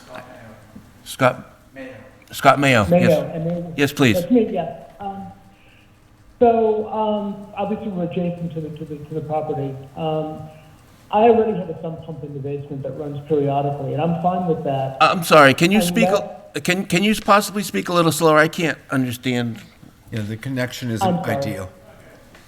Okay, I'm sorry. That's- Is this better? That's okay, sure. Okay. So I have a sump pump that runs periodically, and I'm fine with that. But if that culvert gets disturbed and water doesn't drain properly, and that pump can't handle the flow that I've got, now I've got a real concern. Is flooding going to be likely on my property because of this change? Property up here is almost 20 feet higher than where we're discharging. Oh, yeah, so you're up gradient from the point of analysis that we're looking at? But my basement is not. If the surface is 20 feet difference, then I believe your basement would be above this as well? I have water literally 1.5 feet down from my basement floor. That's So- where the sump pump is. This I area, wouldn't want it to come up any higher. this area is ledge. So ledge is, especially in this knob up here, ledge is only a couple feet below grade.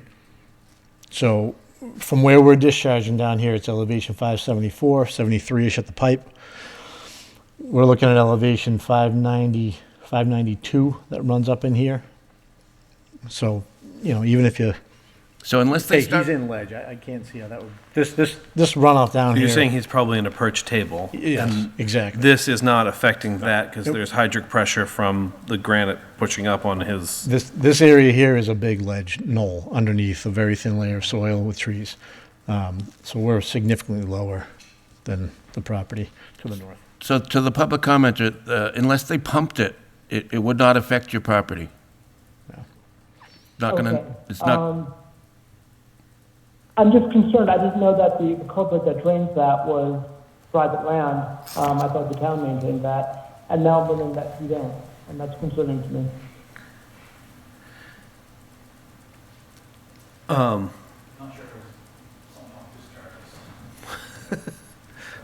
You'll find out when you move in. Yeah. There you Yeah. go. Welcome to Lunenburg. I will infer from dealing with you in the past that a condition that the inlet to this culvert be kept clean wouldn't be Perfectly reasonable. an unreasonable ask. I mean, semi-annual maintenance should prevent it continuing to clog once you clear it out. So since we've gotten, that correspondence from the DPW director was formal, right? Yes, it was. It's in the viewpoint. So since we've gotten formal correspondence from the DPW director, I am going to withdraw my concerns because that's the DPW director's purview, not ours. Getting back to the stormwater permit, as I certainly will pursue that with him. I certainly hope so. That Yes. and other locations, just as Well, an aside. I'll be sure to follow up as a public citizen as well. But it does seem that this is pretty much in order. I mean, above boards and by the letter of the law, I suppose. Is there any further public comment? Anybody waiting or? Okay. I guess would accept a motion to close the public hearing? I would move to close the public hearing for 319 Highland Street. I will second. Okay, all in favor, please say aye. Aye. Aye. Aye. Excellent, thank you. Just a question about the same procedure, I guess. Are you Procedure. voting on it tonight? I would expect to. Okay. It'll be the same thing. It would be permit will be ready in 2 weeks for signature at the next meeting. And proceed at your own hazard rate? Proceed at your own, is that what it is? Hazard? Good? Okay. Okay. Thank you. So, this is not specifically to this site specifically, but this incident in general, I guess, is the thing that held me up. And aside from that, I mean, I really don't have any specific issue with this project. No,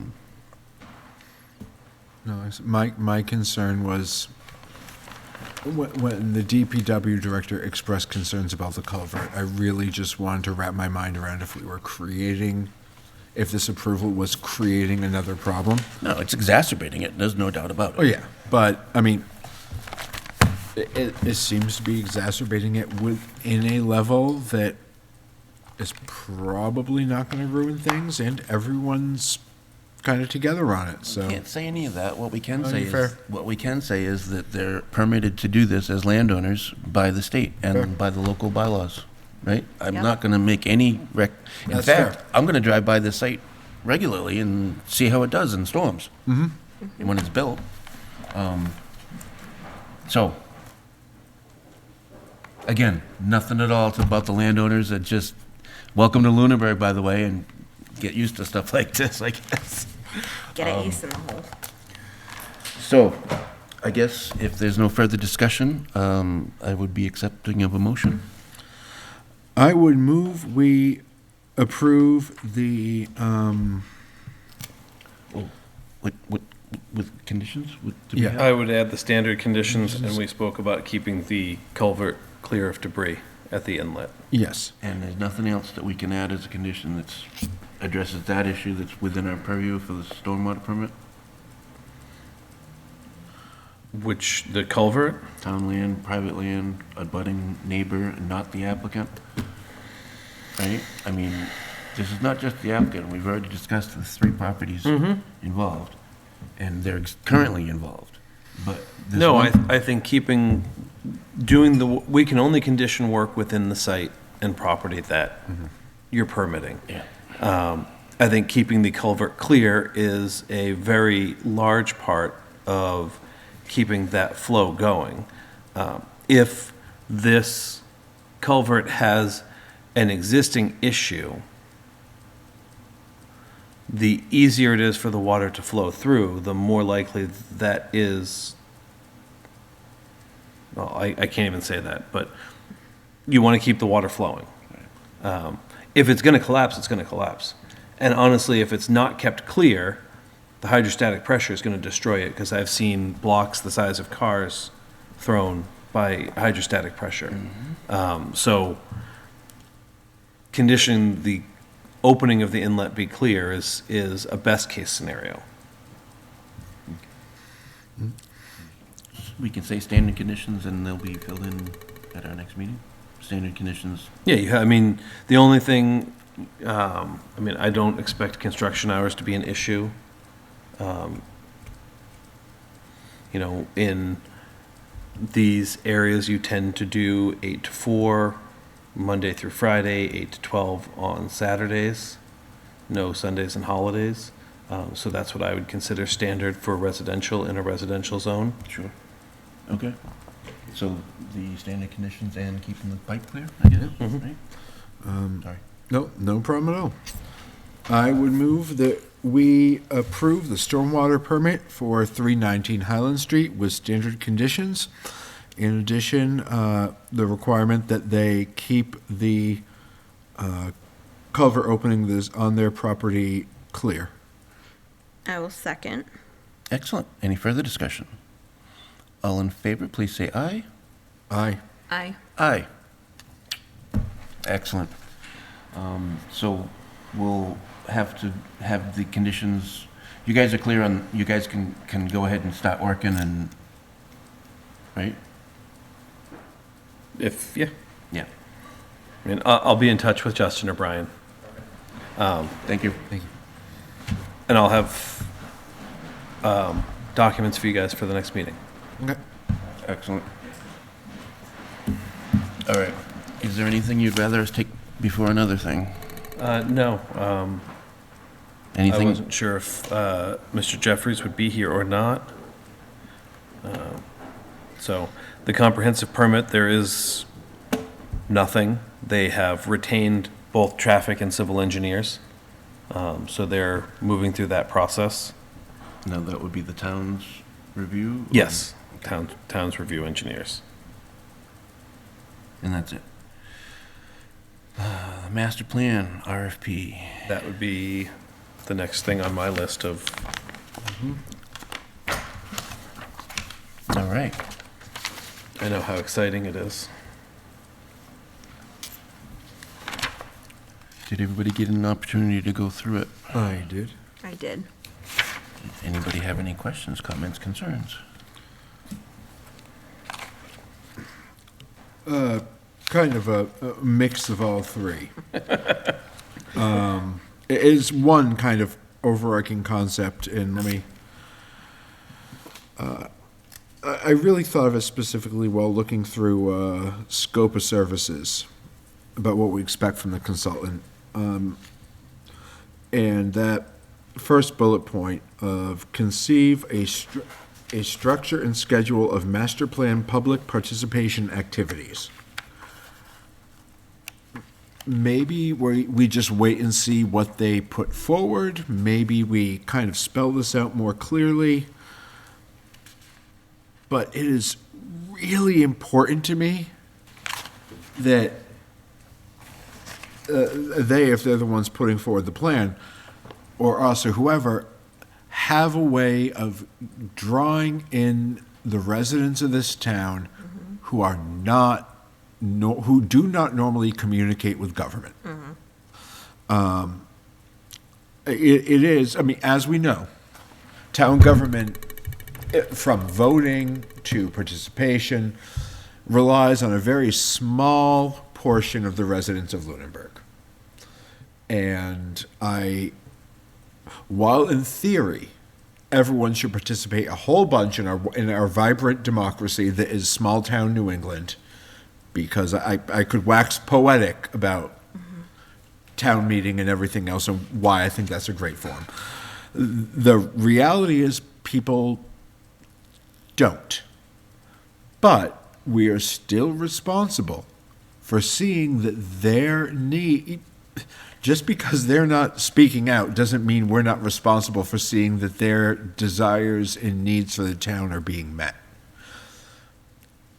I'm not thrilled about that. I wish people were participating, but since they're not, And I know that I'd read about, in some other previous training I did, about other communities doing things like ice cream socials tangential to other major community events to basically come weigh in your opinions on these, get some ice cream. I want to know if it's possible to put in this, maybe it's not the place, but I want to know the consultants, when they're planning this, it's not going to be, oh, well, we're going to have 3 open forum, town hall style meetings. They'll be Zoom compatible and they'll be at this time, because that isn't good enough to actually gather data on what people want. Frankly, neither are surveys. Unless they're exceptionally good at crafting and distributing surveys, which they would have to be truly amazing to actually get the kind of data I would like to see from people who may not be as involved. So I'd love to see a holistic approach to this. I don't know if we can word that in somehow. Maybe that's not an opinion shared by the board. But that was my big kind of thought. I like the content otherwise. I'm very happy with it. I was wondering if there's a way to work that. I agree with that. I do. I agree too. I think it's, I agree as well. yeah, I don't think there's enough advertisement for community events or public meetings, and, and I even see that with the farmer's market. Like, there's not enough signage, nobody really knows what time. I mean, just even in the Facebook groups this week, the tree lighting, people have no idea when the tree lighting is. And it's been posted on Facebook, but possibly not everybody sees it, or not everybody has. My husband doesn't have Facebook. He gets mad because I have to go on Facebook and find things out. So I think, there should be more of a focus on communication and finding residents who might not have. So to conceive a holistic structure and schedule of master plan participation activities, including Community events and town meetings. I was going to say, I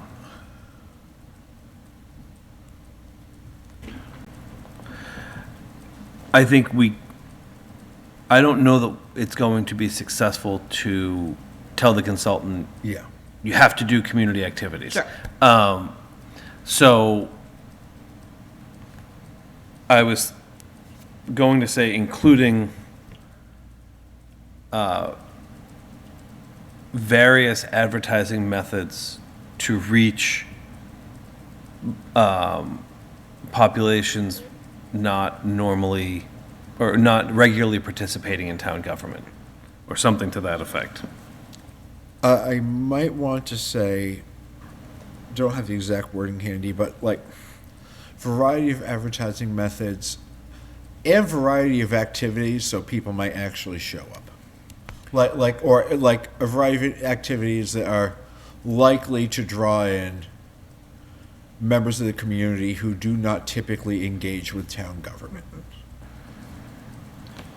So and I totally agree with the sentiment, but the previous statement is the consultant will work closely with the planning board and the land use director too.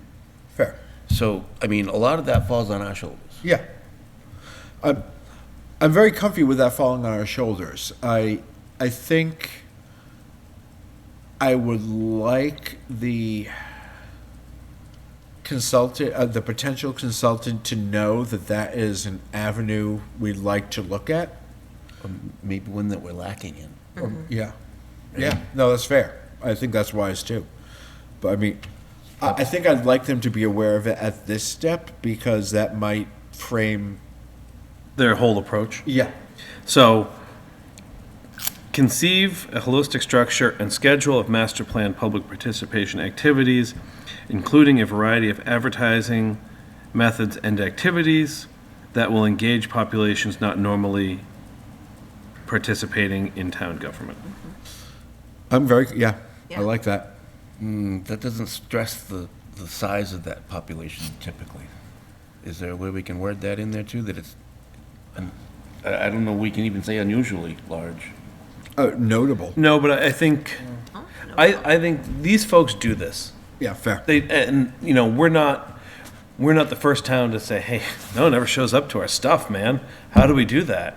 So I think just noting that it's something the board is aware of might churn them to think that way, because they want the biggest audience possible too, because if you get 10 people at a master plan forum, it's like, what are we doing? Like, you don't have a variety of ideas. You're essentially yelling into an echo chamber at that point. And so the more people there, the better it is for them too. True.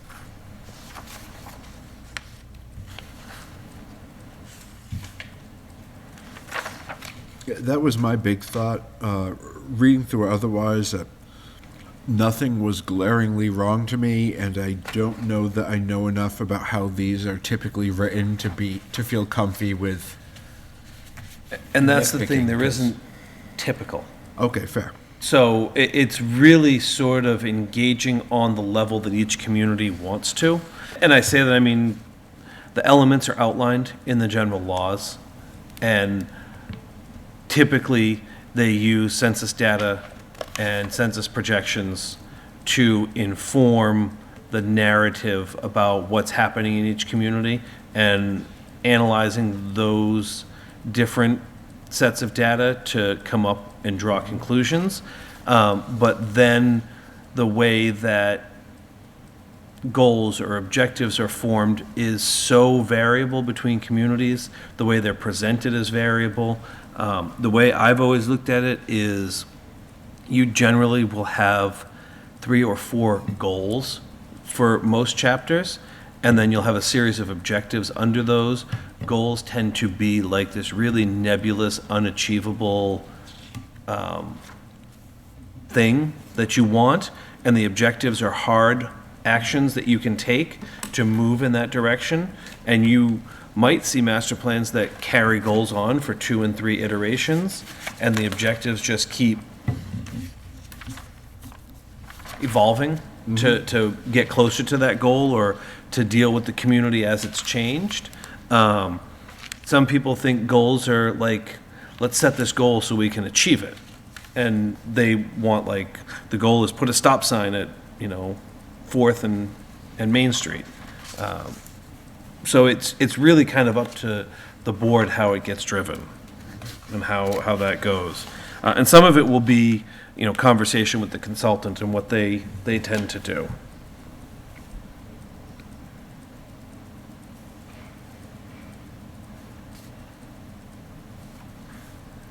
Anything else?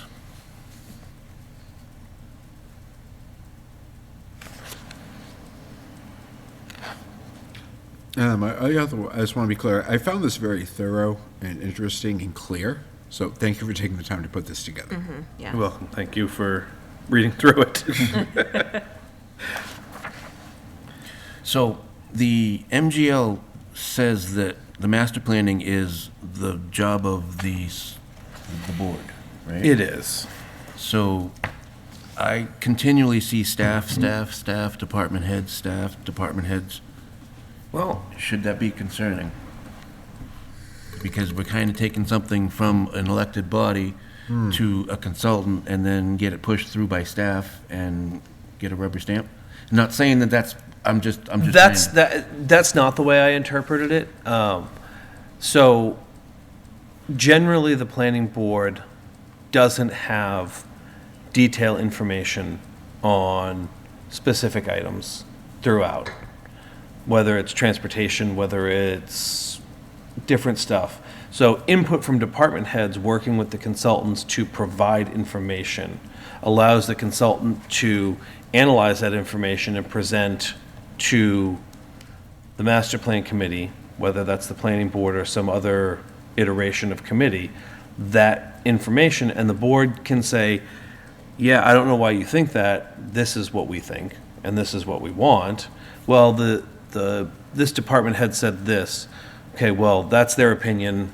This is what we, so I mean, you're ultimately driving it. You don't have to rubber stamp anything. Okay. My feeling, again, and I've said this every time we've talked about this, is I think a multidisciplinary committee of various stakeholders from boards and at large makes the process Useful. more comprehensive and holistic. I know that I previously got pushback from some members and that the planning board has to be the master plan committee because it's the planning boards.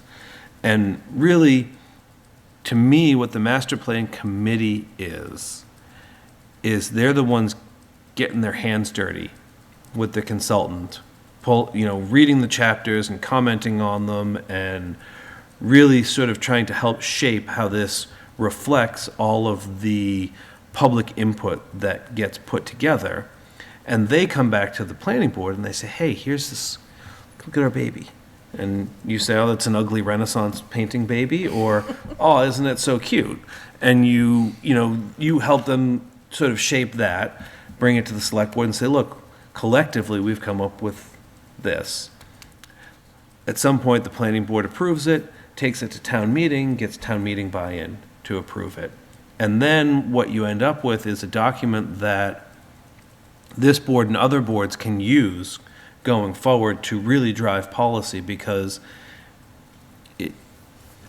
there's always going to be someone who says, well, that's not my opinion. But inextricably, you've gotten the opinion of everybody who's taken the time to come out and participate. And that's never going to be wholly representative of everybody in the community, but it's going to be representative of the most participatory, and for good or bad. Good, thank you. And let me just remind everybody, if we do, and this is totally up to us, we can form a subcommittee that's devoted to master planning, and on that subcommittee could be up to 2 sitting board members. And it could be anywhere from 5 to 9 members. I've worked with an 11-member committee, and my head still hurts when I think about it. Some people say it's too many cooks in the kitchen, or With the master plan, it a really big kitchen. can, with the master plan, there's a lot to do. And it's, we tax our volunteers here in town. we do. They do a lot. We do. Well, Shh, don't scare them off. I already did. there's a lot of committees. There's a lot of committees that are made up of other committees.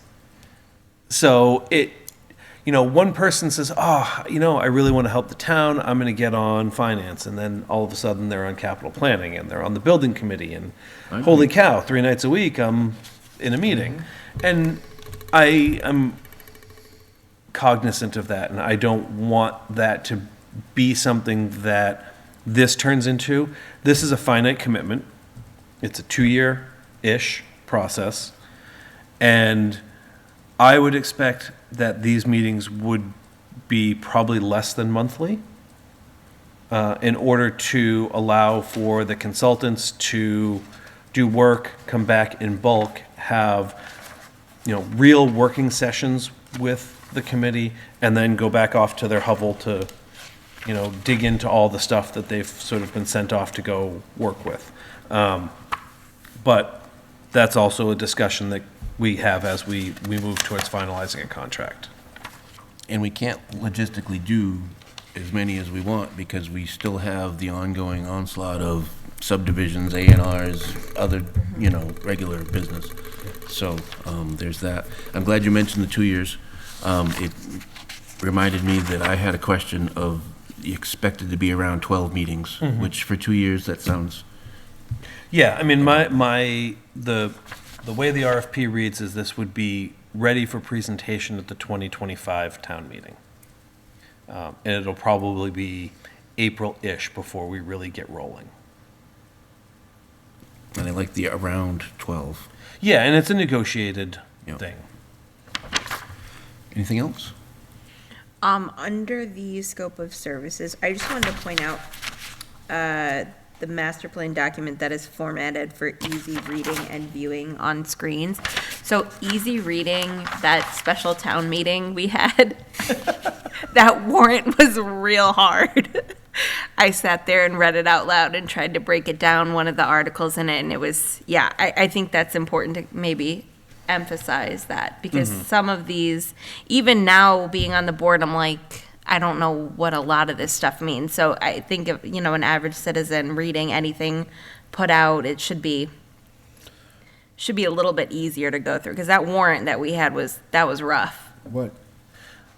Oh, go ahead, sorry. No, I'm done. Are you talking about the content of the warrant? Just the wording? phrasing in it. So unfortunately, a lot of that is legally required. Oh my gosh. So, because, There was a run-on sentence that Yes. was like, and we will say that to council, and he'll say, oh my gosh. and it's, you know, some of it is with citizen petitions, we don't have a lot we can do, but there are certain phrases and there's certain structure that needs to be included in Okay. the article, which is why they do the presentations to explain them, because you're right, most people read them and they're like, huh? Mr. Beardmore pointed out a perfect example of the wording, how that matters, Yeah. right? That does remind me that another thing I learned about many master plans that I think I would like to see in ours. We say easy reading. I think it needs to be, so easy reading can mean reasonable to read text in some people's minds. Coming from the world of being a tech writer and doing some related graphic design and everything for that, reading quality is not only impacted by the words we use, but the graphic format we choose. And a document as complex as the master plan would likely benefit from call-outs, from, So, I maybe, go ahead. not to interrupt you, but that was the easy reading that I was envisioning when I wrote it, was visually on a screen, you can look at it, and it's not just giant blocks of text with charts and diagrams in it. So maybe I can flesh that out a little bit more. I think I would feel, I don't need the exact wording, I think I'd feel comfy if we did flesh it out just a little bit more. Again, trying to get their brains oriented in that direction before they put together the proposal. So hopefully, among other things, so if they're comfy doing that work, then they make that clear to us, and if they're not comfy doing that work, it might be more obvious to us as well.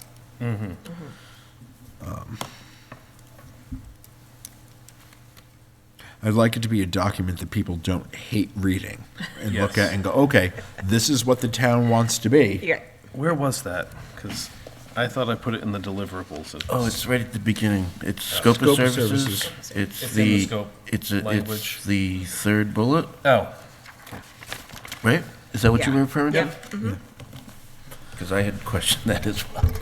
And I trust Adam, if you say, yes, but I should add that detail somewhere else in the document, I'm personally comfy with that, Yeah. but I don't want to speak for others. I agree. I mean, I think I would probably put formatted for easy reading, both graphically and in writing style. Yeah, I'm fine with that. Now, are we expecting that this is going to be read primarily through hard copy or through digital copy? I expect it's going to be more digital than I would hard. expect so as well, and so that begs the question, should we ask upfront for hyperlinks? I mean, like was mentioned, you know, there's so many things that the common person doesn't understand. You know, would it be beneficial, like when we say something about something technical, click here if I know what that is? I like that. On the other hand, That would enhance public involvement, I think. I agree. I wonder, and I have no idea, if that is, no, I like your idea. I was gonna say, I wonder if that's better served, because once we have the document, it's, presumably, it's ours, and Oh, we right. can, It is. but then I think, what are the odds of actually getting the town to put it into a also aesthetically pleasing hyperlinked format, and I think putting that up front in the consultant's a better choice. So I would probably put that into the deliverables. Yeah, that's what I was thinking. Yeah. I do know that there are some communities, or at least a community that I'm aware of, it's escaping me which one right now, their deliverable for the master plan was a website, Okay. and the entire master plan was the website. Not being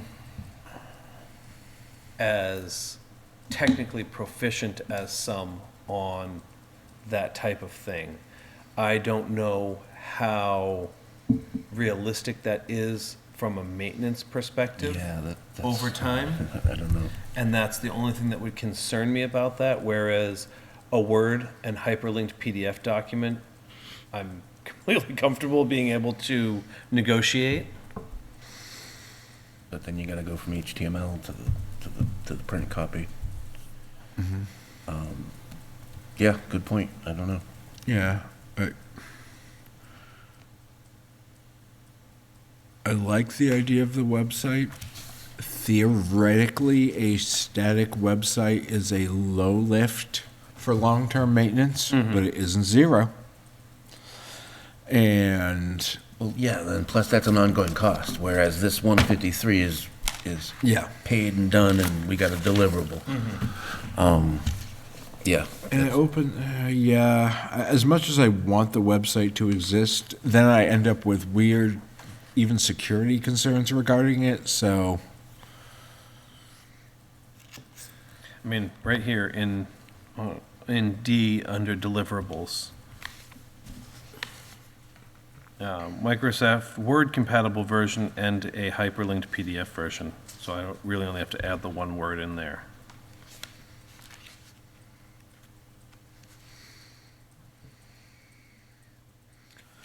Word. Yeah, The reason I hesitate to require Word.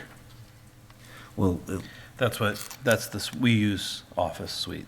So my thought process being, well, okay, if we're not expecting them to necessarily make the PDF from the Word file, my thought being that if they're trying to put together a aesthetically pleasing, easy to read book, Word is not the program you do that in. That's an InDesign thing or other layout software. And so I don't want to dictate what they're using, but the text could exist in a Word file, certainly. But I think the end result being aesthetically pleasing is going to be met in making a PDF via some other format.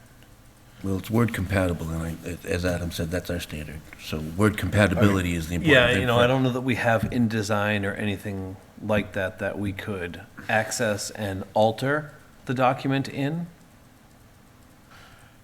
Which we technically shouldn't be doing anyway. But in the long term, so the idea would be, it's been 20 years. So maybe in 7 years, we go back and say, hey, let's not wait 20 years. Let's do a 10-year update and let's start it now. Yep. And so you're not rewriting or recreating the wheel.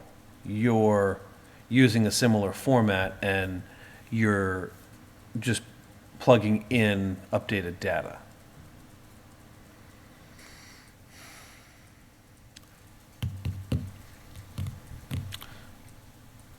I hear you. I'm just, man, Word is a word processing tool. It is not a document design tool. If we're asking them for a document, then rather than text, if that makes sense, if we're asking them for a document, Word isn't the tool that you use for that in the professional world. Now, maybe these consultants do because they're all used to dealing with towns that don't do more. But putting my professional hat on there, that really hamstrings our ability to have a document that is readable, like in the grander sense, as well as it's easy to say, well, we can edit it in Word, but the finagling you often have to do with Word to make a document, if you're going to force it to do that work, means edits can throw a whole bunch of that out the window. I don't know the answer here. I hate to put the onus on the town to maintain a piece of software, and I don't know that's even within our ability, but Well, we've just recently, I mean, within the last couple of months, transitioned to the new email, which has Office. So we're pretty much bound to that for at least, what, 5 or 10 years? Yeah, I would say. Don't know that they'll be changing that. So compatibility, I guess, is my concern, because Adam said if we want to revise it, we don't have to retype everything. what programs do we have access to in the town, in our Office suite? Word, Excel, Access. I mean, well, because Office is Have access. because PowerPoint. Office is a bigger beast, right? Like it's, So Well, if we don't have, let's put it this way. I think that if there's an Office, maybe call it Microsoft Office compatible version. maybe just MS, Microsoft. but again, do we have, it sounds like we don't have all of Office, which is fine. we don't. Yeah, and that's normal. That's, no one uses all of Office. But we just have to say in Word, and I just feel like that's going to go really against the grain of having a document that's readable and interesting to people. But it could surprise me. Have you read the current one? I have not. Nah. Well, no, I have. I've looked it over. I did that when I first joined the playing board, so it's been a long time. It's a lot of photocopy sheets that are kind of twisted. And that's, This is gonna be way better. yeah. Doesn't matter if it's scribbled in, this is gonna be way better. No, it will be. I just want it to be, Yes. I want it to be something the townspeople can see and understand as well. Because I think that helps a unified vision in the long run, but either way. I also want a pony. I'm not getting that either. So did we clear anything up, or we just kind of go on about No, versions? I mean, I think I'll just call it a Microsoft compatible version. Okay. Does that, Yeah, and then that can be hammered out in details too. so. Yes. all right, what else? Anything? That's all I have. Nothing? So who wrote the history? Where did the history come from? I think I stole it from the open space plan. Oh, shame on them. Because I've read it before. Shame on me, why? Work smarter, not harder. Is it wrong? Well, historically, Lunenburg grew from a strictly agricultural base centered around Fitchburg. Well, historically, Lunenburg, from the King's Grant, was all of Fitchburg, parts of Ashby, parts of Townsend. Yeah. So historically, we did not grow around Fitchburg. Historically, Fitchburg was birthed from us. Should I put it that way? Yes, because they wanted a closer church. Because the church they- here was they- too far. They were driving too far in their Yeah. horses and buggies to get to church, so they separated Fitchburg. Seriously, I know. yeah. So I just don't want that little tidbit to be lost in, oh, we grew up around Fitchburg because Exactly. Fitchburg was our big brother. That's not true. Tell them. Not true. As much as we're compared to Fitchburg and Leominster, unrightfully so, I think, being 12,000 versus 40-plus thousand each cities, by the way. It's not true timeline-wise, but economically, we were the farming community in support of We mill had towns and everything later. we fed them. Where Yes. did they get their food from? No, that's my whole point. Oh, okay, yeah. No, that's what I'm saying. But like that, We had 40 dairies in the 50s. 40 in the 50s. So how would you like me to work that? I'm not quite sure. I just didn't want to get down like that. Lunenburg grew from a strictly agricultural base that birthed Fitchburg. Hey, that would be better than grew Yes. centered around. Maybe surrounded by big cities. I don't know. Historically, we were known as the Tri-Town. We had Tri-Town Drive-In, which I think Tri-Town was Fitchburg, Leominster, and Lunenburg. I would guess, since it's on the road that connects all three of those. I would assume that. So maybe in a Tri-City manner, but I mean, Not that we weren't centered around anything, quite honestly, quite frankly. I mean, as born and bred Lunenburger, I kind of take offense to that. I am shocked. No, This is my surprise face.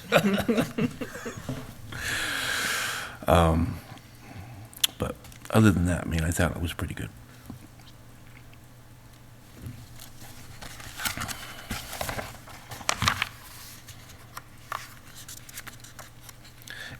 When do you expect to get this out, actually? For our next meeting? I would hope so. So how about historically Lunenburg grew from a strictly agricultural base that originally included the land of current-day Fitchburg. Well, I mean, I don't know that we have to get that historically accurate. I like that. Keep it. Okay. Yeah. Sure. The birthed Fitchburg would have been better if we're gonna go there, though. Man, like starting fights across town borders. And my mom's from Fitchburg too. It's gonna be family drama. I mean, my mom's from Fitchburg, as evidenced by the fact I call her my ma, so. Well, they both take our sewer too, so we are kind of all related.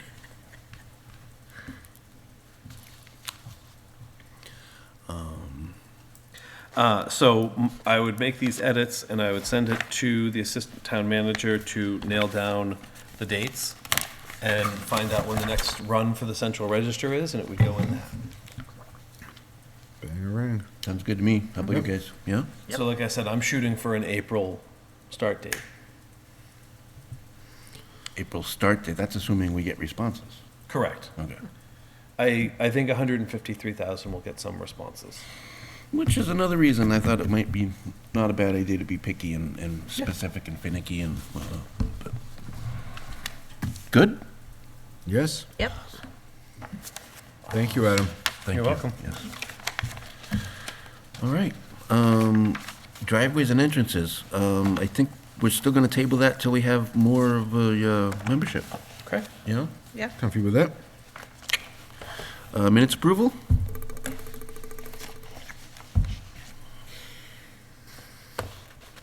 I would move that we approve the minutes for our November 14th, 2022 meeting, as well as the public hearing for 260 Falula Road, also on November 14th, 2022. Excellent. I will second that. Super. Any further discussion? All in favor, please say aye. Aye. Aye. Aye. Committee reports, open space. We did not meet last month. Potential quorum issues? No, we tried to meet, and we only had 3, and we needed 4, so we didn't have the meeting. And the same deal with, oh, no, not the same deal. Okay, Lunenburg Municipal Building Design Committee, there was no meeting. I'm not quite sure why, but there was none. Agricultural Commission, I know why there was no meeting, because I neglected to post the agenda. So, AgCom, we're hoping to meet sometime early December, as well as our regularly scheduled meeting, maybe. And the LMBDC, I don't have any update on. So I guess that's it. Open space, we should be meeting, what, next week? Anyways. So capital planning. Capital Planning Committee met on November 21st. At this point, we have already heard all presentations, as mentioned last time. We engaged in lively and spirited discussion about various projects, and I want to be real frank. It was, to my way of thinking, the way town politics is supposed to work, because there was a bunch of different perspectives in the room arguing with each other, but it wasn't fighting. It was arguing in the true sense of making points and counterpoints and trying to figure out where we stood and what things might be best. In the words of one of our select members, reasonable people disagree. Yes. Yes. To that end, at this week's meeting, we are putting forward our recommendations for our kind of individual committee member recommendations for the priority order. Your rankings, yep. Rankings, yep. If the board has input on that, I would of course love to hear that. If there's anything in particular board members feel, or community members listening to this, for that matter, feel are relevant, I would love to hear those thoughts. So it's not just me kind of in an echo chamber, but Okay. yeah, that's, otherwise we'll be wrapping before Christmas as is expected for that committee. So are they meeting again before our next meeting? Yes, we are meeting on Wednesday, this Wednesday, to kind of give our initial our initial rankings. I may not be at that meeting. I may be sending in my rankings because of a prior commitment. I don't think I can reschedule. And I'd have to look and see if we have more on the, then we're meeting again on December 5th to kind of go over the accumulated rankings and everything else as we get ready to submit for town manager. Sounds good. That it? Mm-hmm. Economic Development Committee. Has not met since our last meeting. Okay. Stormwater Task Force? I was unable to attend that meeting. I don't know if there was a meeting. There was a meeting. Was it good? Did I miss a good It one? was about 15 minutes long. Oh, the one meeting I missed was 15 minutes, dang. So I don't have anything to report on So that we one. won't be meeting in December, and in January, they're expecting a report from the DPW director on how much effort and time will be going into the stormwater program from the DPW. So he's been looking at tracking large projects that are stormwater related, and the committee has asked him to start trying to do a weekly sort of log estimating man hours that they spend on stormwater projects as a way to begin to look at what the capital outlay might be annually directed towards stormwater. So it's a data gathering exercise. Okay. So they're looking for projections of expenses of the town towards stormwater? Correct. Because their charge has been, since the beginning, to look at a dedicated, sustainable funding mechanism. And the committee felt that without knowing how much we need to actually dedicate to sustainably fund stormwater, they need to understand what the town is spending on it. Okay. Was there any suggestion to look at historical data if it was available? Well, that's kind of the problem, is there isn't a historical way to do that. You could look at the projects, the capital projects that stormwater has been spent on, and that's something that's a little easier to analyze, but the effort and outlay for street sweeping, catch basin cleaning, that's not recorded in time cards. It's just, we've got Jim, Bob, Joe, and Larry. They're all working this week. They each put in their 36 or 40 hours, but the time card doesn't say, Jim and Bob were on the clam digger for their entire week. So get you. the idea is to try to track that as they get assigned daily so that there's a rough estimate of what that. So, I'm sorry, I'm going to make a comment here. I was a member for 4 years, I think, and I was on there since they started the task force. And I clearly remember the mandate being find a funding source for this unfunded mandate. Basically, that's it. So it was for the MS4 permit alone, that was it. Mm-hmm. So now we're gonna go back and look at capital projects and road drainage projects and everything to do with stormwater? or That's we- all part of the MS4. Well, it is and it isn't. I mean, we were responsible for that before, but now this permit has changed. Our responsibilities have increased, so my understanding was the stormwater funding was going to have to facilitate the increase in required funding spending by the permit. Now, you can't take and say that every drainage thing that we ever do is gonna go up because of that. That's not necessarily true. And then plus, there was the affected areas. I mean, the entire town was not permit area. And it changed over the decade. Correct. And it's gonna get worse again next decade, I And bet. I think that's the intent of gather how much time and money is spent on stormwater across the board in order to fund the entire program across the board in compliance with the MS4 permit, so that as the requirements increase, there's a logical and reasonable system to support it as things change.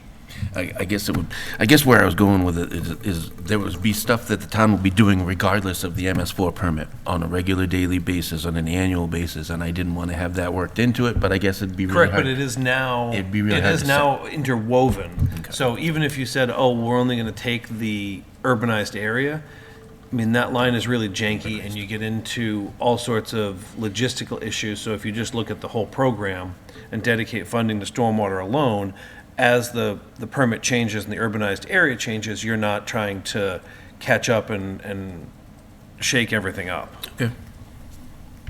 Very good. Sorry to interrupt. Montezuma Regional Planning Commission. We have not met since the last meeting. Okay, and Montezuma Joint Transportation Committee. Same, we have not met since the last meeting. Okay, and they're probably not gonna meet in December? I don't think, so. MJTC I don't think meets. MRPC will meet. Okay. Excellent. Director's items, follow-up special town meeting. Our article passed, as did the zoning change at 199 Mass Ave, but not the alterations to the Architectural Preservation District. Yes, and I was not in attendance, but I did watch the show.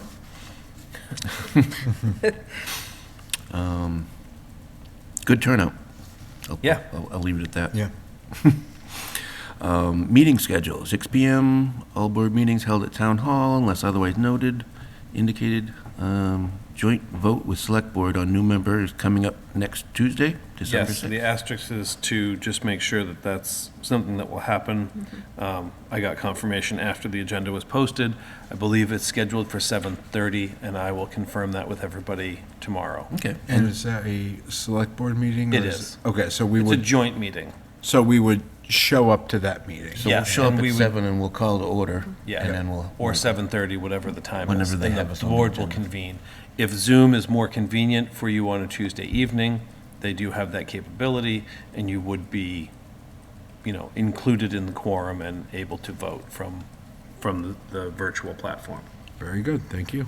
And also, I like having the star there when it's not one of the regular scheduled meetings. Mm-hmm. So that works well for me, even if you had confirmed it. Excellent.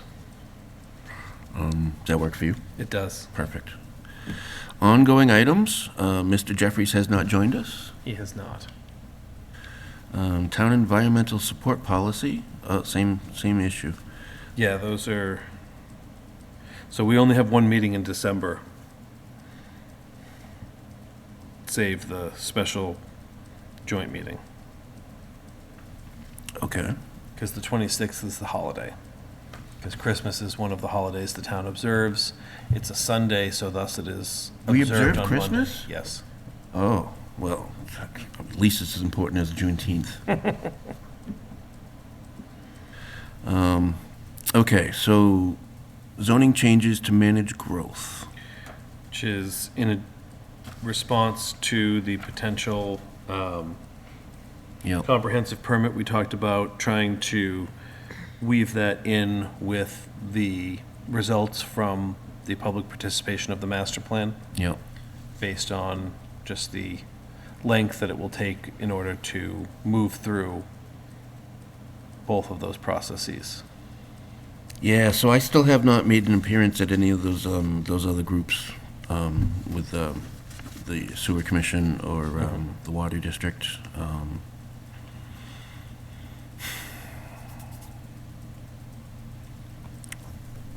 So, I think we pretty much came to the realization last meeting that it has to be, oh, no.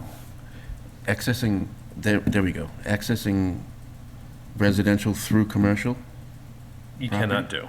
you cannot do. So then it doesn't matter if the sewer goes through commercial to get to residential, you can't develop the commercial. You can't develop the residential with sewer. You can't develop the residential, period. If we did If the frontage is commercial, you can't develop the back of it. correct, unless there's a residential frontage somewhere else. Exactly. Correct. So I guess that's what I was getting at, is if we zoned a 300-foot swath along 2A and 13, then that would negate the possibility of residential development off the sewer. Yes.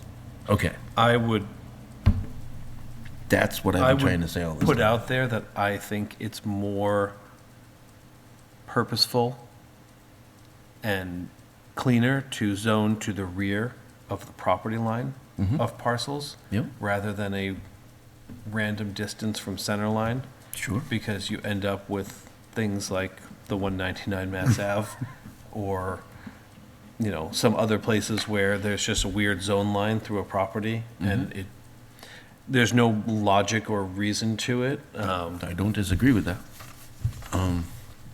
But that is, see, I kept trying to say, you can't get sewer through commercial. And you said, no, there is, well, I don't think there's a restriction on accessing sewer through it. The Right. issue would be Development development of of a residential parcel that requires access through commercial land. which is where I was going with that, which is why Highfield Village couldn't go through. there. Correct, which is Okay. why they kept trying to come down Northfield. Exactly.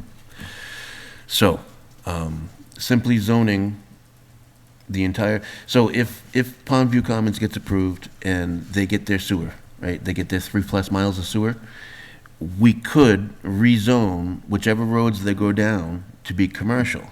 Therefore, the expansion of the sewer system could be developed for commercial purposes, but not developed for residential purposes. There's still a question as to whether or not the line passing by would include those properties in the sewer district. It would be incumbent on the sewer district and town, or the sewer commission and town meeting to include them in the district. Right, but regardless of the action of the sewer commission, that would protect the town from excessive residential development on sewer. Is that correct? Regardless of action by the sewer department. And then also, I want to make sure In that. theory. I want to make sure that existing residentials that got converted to commercial would be able to hook up. Pre-existing, you mean, if there was an existing home that Now it's in a commercial. restaurant purchased and wanted to develop commercially, They could do that. But if it's an existing home, like the Would trailer they? parks, it's commercial, yep, but you can still provide sewer to that residential use. correct. Okay. So Absolutely. Yeah, because the zoning status doesn't have anything to do with the provision of sewerage. new It would, development. the home would continue to be a pre-existing non-conforming use until such time it was voluntarily abandoned or discontinued. And- Or otherwise abandoned or discontinued. So anyways, I guess I just wanted to clarify that. I thought I was losing my mind.